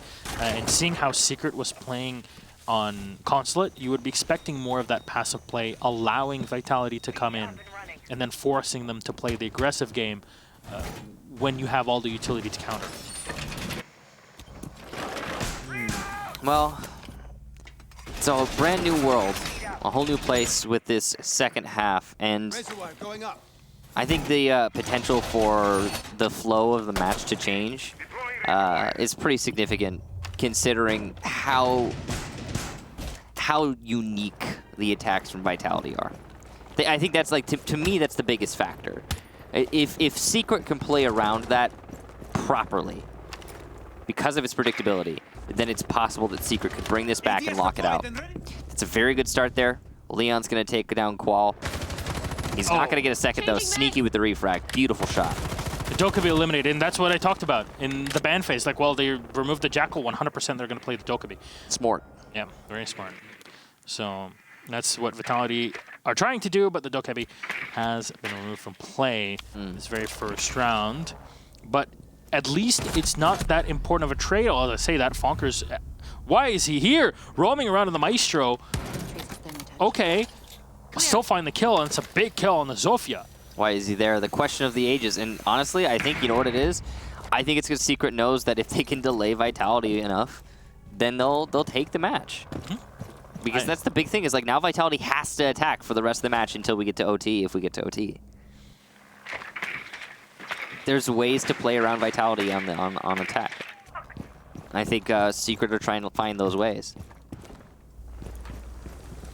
All right, well, Vitality still up and around, still has their utility here to be used to have Thatcher, Thermite, and Habana, the perfect trio for this sort of assault. But as you said, it's just a lot of work being done by Secret just to keep moving around their opponents and not allowing them to get in a comfortable position. Oh my god! Alems turns around as he spots Sneaky through the rotation hole opened up previously by the Vigil. Finally gets shot down by Spark, but he's the last man alive. The Diffuser should get picked up here, but there's little HP and they know exactly where it's at. Minute 5 left on the clock, but Secret, they're sitting pretty in this one. He can't get down to the site. The drop is unreinforced, but he's probably going to die the player inside a kitchen. That's Meepy right there. He's playing passive, though. Not going to take any unnecessary risks. Spark just moving down main stairs. This is probably the right call, but he's going to be caught by Fonkers, likely. And then if he doesn't go quickly enough, then he's going to get flanked by Meepy. So you know there's an opponent inside of B, but he's not going to see him as he vaults. Stizzy gets the final kill. Secret will take their first round on defense and the first round on defense as total, as well as their third overall, bringing us pretty close to an even round count. This is really going to go the distance, isn't it? Yeah, it definitely is. And that last, okay, so that last round, again, straight up Secret reading into how Vitality plays and trying to counter it direct. Because that's the thing, is Vitality's attack strategies, they might be potent, they might be good, they might be whatever you want to call them, but there's one thing they certainly are is predictable. All right, six peak into the AQ off of Thatcher. That's going to be an interesting change, but I mean, at the same time, on a map like Bank, playing against the Valkyrie, certainly going to be the right call here. And get as many cams as is possible. Yeah, and also, I mean, yeah, sure, mute jammers, panic batteries, you can destroy them from below if you're coming in. You clear out through archives, and you don't have to deal with them anymore. So there's a lot of flexibility in the way you take it. Obviously, the Thatcher is that point and click that just does it. Yeah. But there's a way to also have more things to be done with a bit more effort, and that's really the thing that you're sacrificing. A lot of operators do similar things, but in different ways, and it's just one is better on one specific thing, but then the others are more flexible, and flexibility is indeed the name of the game nowadays, especially in a map like Bank. It's not like where it's Border or something where Thatcher would just be a be-all, end-all. So, top floor. Only a basement defense so far from Secret. It looks like Vitality's going to be going for a main lobby take. This is kind of old school, but it's still very strong if you execute it correctly. There's no Monte being brought here. We've noticeably had a very low amount of cheese in the matches today. Have you noticed that? Yeah. Like almost no cheese. And by cheese, you mean like abuse of something? No, I mean like Montaigne, Laz. That's like abuse of something, a mechanical operator, etc. I guess if you want to call it that. But yeah, it's... We haven't had any of that so far today. It's been pretty clean in terms of operator selection. It's made for some really interesting Siege. So cheese is good. Oh, I mean, yeah, but I mean, maybe not in Siege. Exactly. But yes. So, Qual downstairs. Look at... Oh, that's unfortunate. He does eventually get the kill, though. Okay. Leon decides to peek into the spray. And there goes your mute. All right, so I'm just going to walk on in. So Qual should see a Maestro camera at some point in time here. I heard something being enlisted from Bibu to break down a castle bear. Oh, Wow. Bibu! Deleting Fonkers. No more Maestro. You see all the windows have been cracked open, I believe by the defense at that point. But Maybe. Spark. Maybe it's Bibu who's bonkers, as it turns out. That was absolutely insane. That was a beautiful shot. That was threading the needle, as someone would say. But Bibu to continue on here. Actually bring the breaching charges just in case this is a bottom floor or a Teller's Archive attack, just so they have that extra flexibility and destruction, soft destruction in general, as Castle has been very prominent, as well as all the soft walls and such that have been used around. Heavy push on Banana here from Vitality. 2 players set up. It's a really good position if you can actually assert dominance on this position. It's not easy to do so, though. North Repel is going to be very important here for the attack. C4 missing there from Team Secret. Mark's coming out, and Qual will get the kill. Unreinforced wall by Square, very interesting, and players still there, also very interesting. But information was gathered well by Vitality, and the kill comes in. Spark still on the outside of the windows here, just locking things down. Qual just going ham. Stizzy going down. Alems firing in the back. He finally finds the kill, but he has no ammo left, and Sneaky saving his teammate. Vitality bash through Secret on their CEO defense and keeping Qual alive there. He's just so busy that the Habana was able to find the kill at the end of it. And that is round number 8 for Vitality. 5 now to 3. Vitality hitting 6, as I said in the previous map, in Oregon. They hit 6, their chances of winning this whole thing and going back into Pro League are exponentially higher. Yeah, I think you get that match point, and at some point, well, at that point specifically, it's Secret's morale will probably drain. I mean, what we're looking at right now, it just seems like that's already happening, to be honest. I've been seeing a lot of instances of Secret making some pretty big mistakes individually, you know, losing a lot of gunfights. It's just straight up gunfights. That last round, one thing that really stands out to me is the fact that Secret had little to no presence by reception or by Banana. They kind of just gave it away. They were like, hey, you want to take from main lobby up the main lobby stairs into reception and Banana? Okay, you do that. You do that. And, well, Vitality did that. They got into positions to win gunfights. They won their gunfights. And it's just, this is the thing, Secret didn't even overexpose himself much. It's just, Vitality were able to find those like, needle-sized shots. Yeah. And these are angles that you can't always really be thinking about because there's so much that's going on. But it just shows that you give any one of these two teams an inch, they'll take a mile. Certainly. It's been kind of the... I think that's been kind of the story for the day in a way, and the whole back and forth as well. So much on the line for these teams. There's going to be a constant back and forth to reflect that. Well, if that holds true, we should see Team Secret take a win here. They are going to get an early pick onto Sneaky, and that's the hard destructor, but only one of the 2 available for the attack. And really, when it comes to this sort of attack into archives, or Teller's Archives, it's fine if you lose the Habana. It's not the be-all, end-all of your hard breach. The Thermite is more important, but I wonder if Bibu is still bringing those breaching charges on the Zofia. Usually it's either the AQ or M, and he does indeed have them, but he's a bit too far away now to support his teammate. And also, there's a Sledge for Vitality, so they have all the flexibility in terms of just pure soft destruction and soft destruction, indeed. Yeah. I've got a lot on destruction in general, aside of Vitality. You know, it's smart to invest in that. Qual's going to eat some damage there. Good peek out, but Leon will be shut down by Spark. Leon keeps getting shut down early in rounds, and it is costing his team dearly, of course. When you have a player like Leon, you rely on that fragging power. C4 will miss there from Meepy. Unfortunate. Does happen. And Team Vitality only have a minute left to make this attack happen. A minute's like 7 hours of Vitality time, so... Maybe, yeah, to be fair. Yeah, that's a lot of time. For Lesion, is he still upstairs? Yep. Yes, he is. He's holding on to this position, and he's not going to be droned out. Lems gets a free kill on the Qual, but is refragged by Spark. Beautiful play there from Spark to get the refrag, but what was not beautiful was Vitality pushing into CEO without droning it.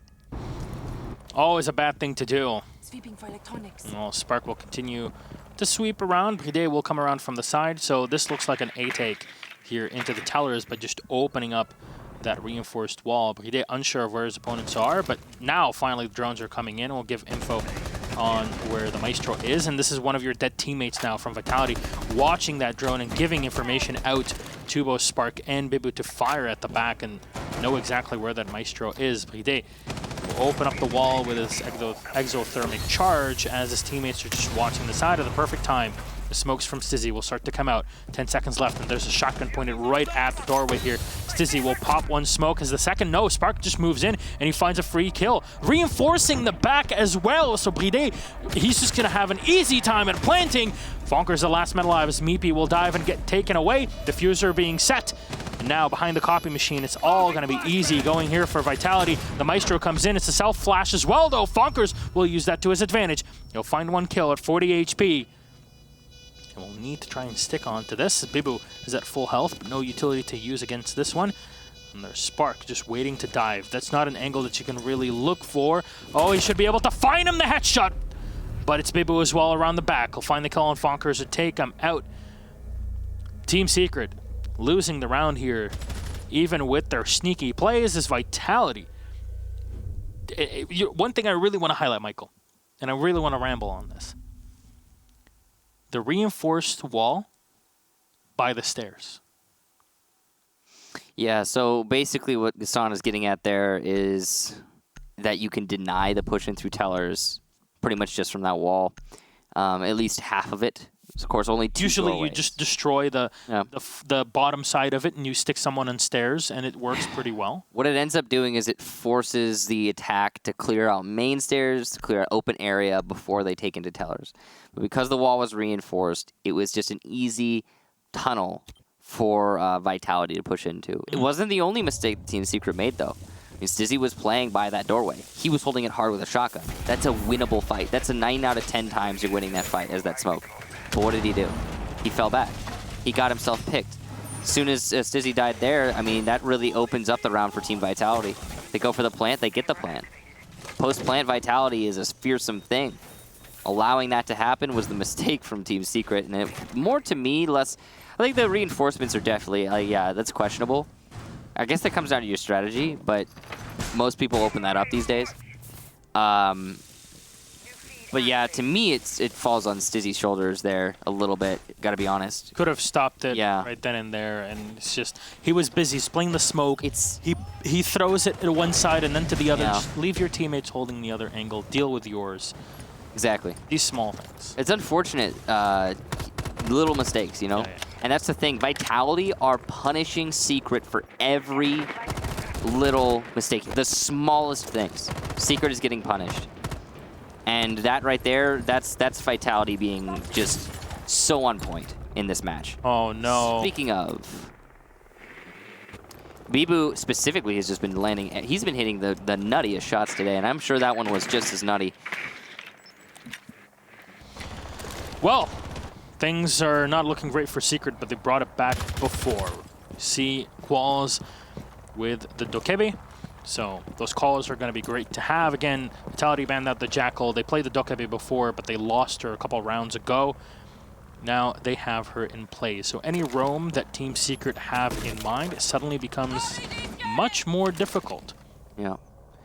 The phone calls are actually going to be used this time, which is good if you're Vitality. And ooh, hacked cams as well. It's pretty significant. Lots of information about to come flooding in for Team Vitality. Default cam is going to be shot by Team Secret at some point.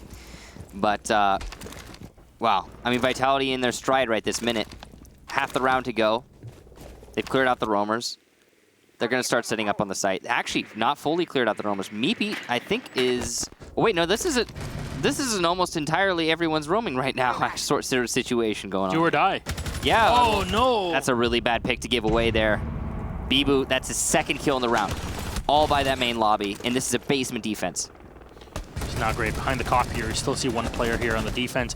Alems will get shot down as Bibu with one more. Stizzy will take down Qual finally. But he's already done his work. He can just switch around between all the cameras that he's opened up. Even the hatch was not reinforced there. But they were roaming. Everyone was roaming. It was a full roam strat from Secret. Oh, man. So they tried to leave the drops unreinforced so they could fall back.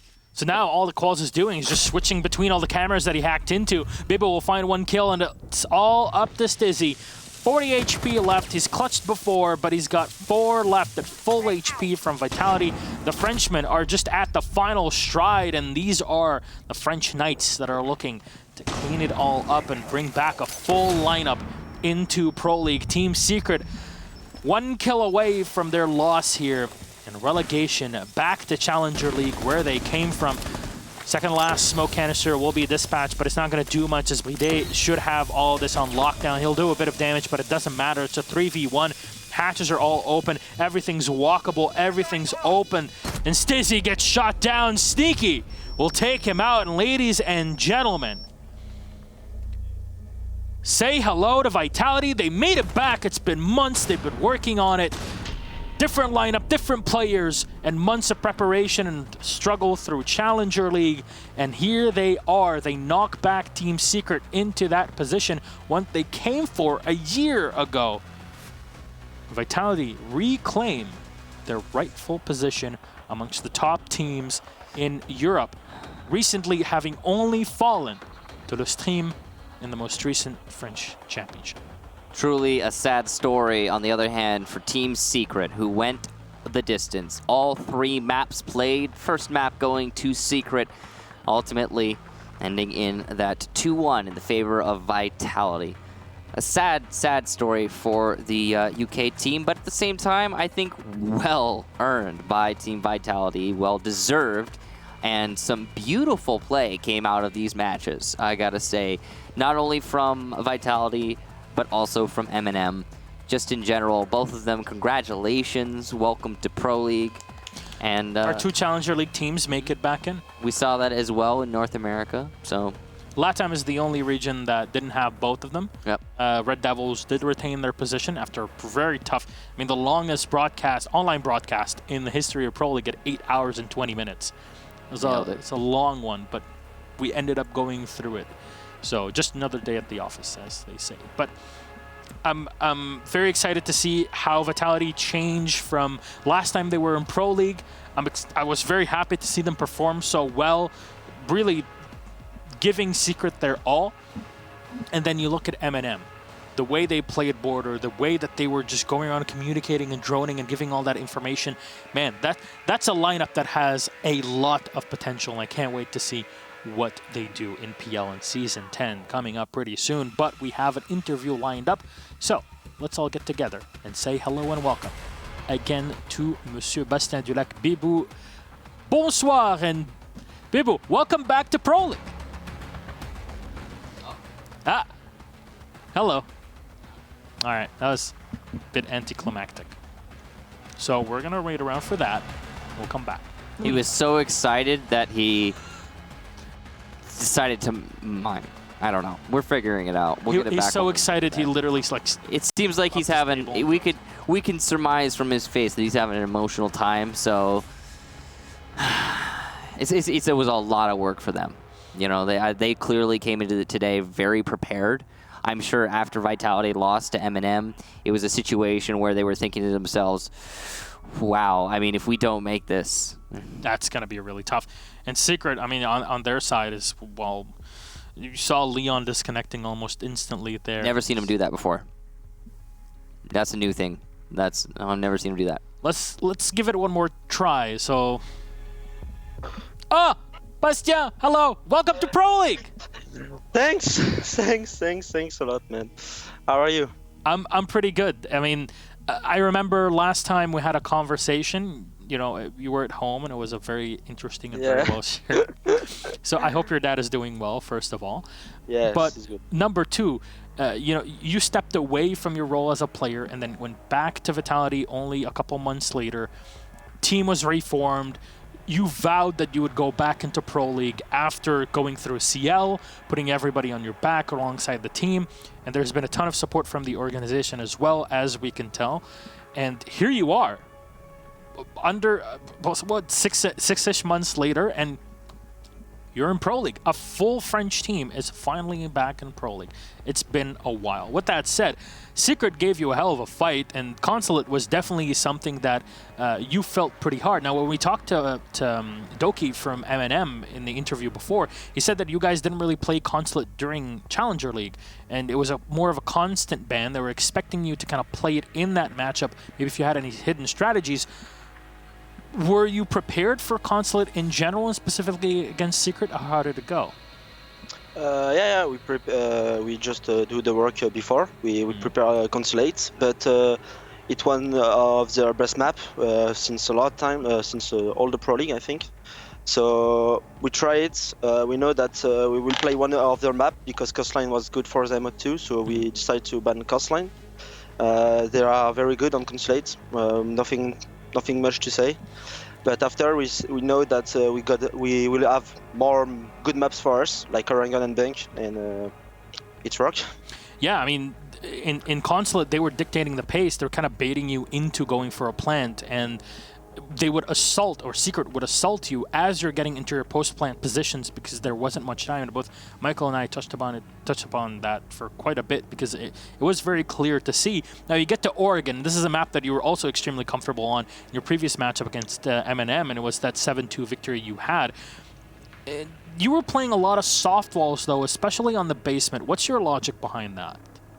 We know that both teams, like M&M and Secret, like to adapt during the round. Like if they see some reinforcement on the meeting walls from the front, they will go back tower and investment. So we try to put more reinforcement on the top to hold the meeting because it's a room is very important for the basement defense.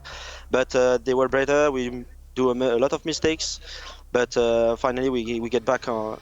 Like Oregon is one of our favorite maps, so we pull a fight, and it was good. I mean, tower is definitely a big deal for you, even though later on Secret were able to retake it just by holding T3, which I mean, I guess that's how tower works.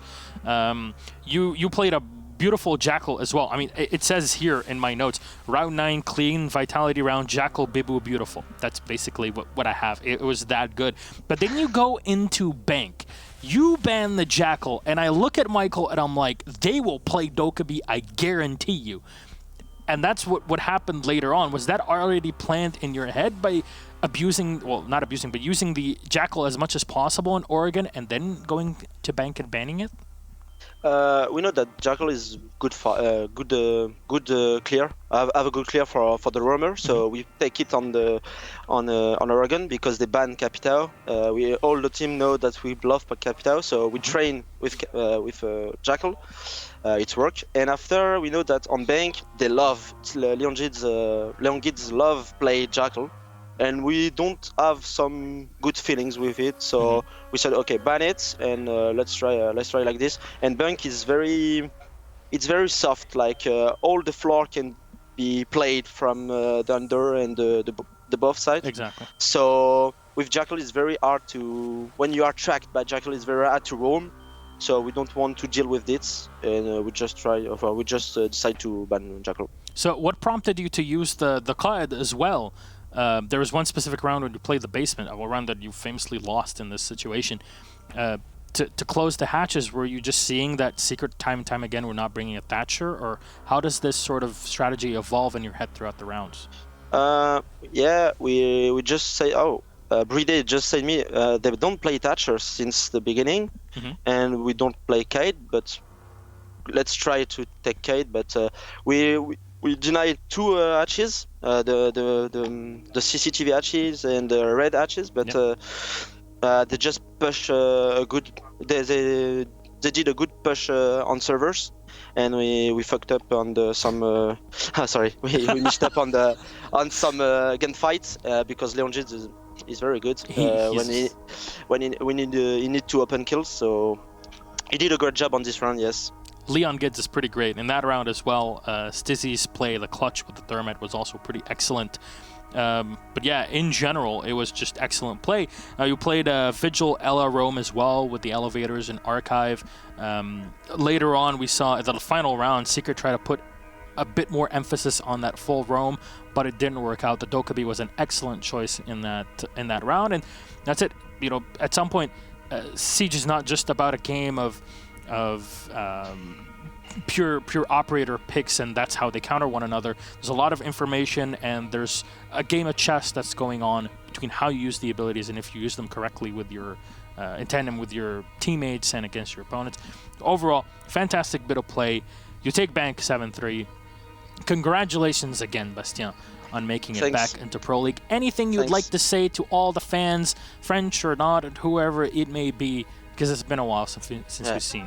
I just want to say thanks to casters, and we are back now. So let's cast some French games, and thanks to all the supporters, the staff around us, like Vitality and all everybody give us to be now here, and just thanks. We love you, and let's go game in Pro League now.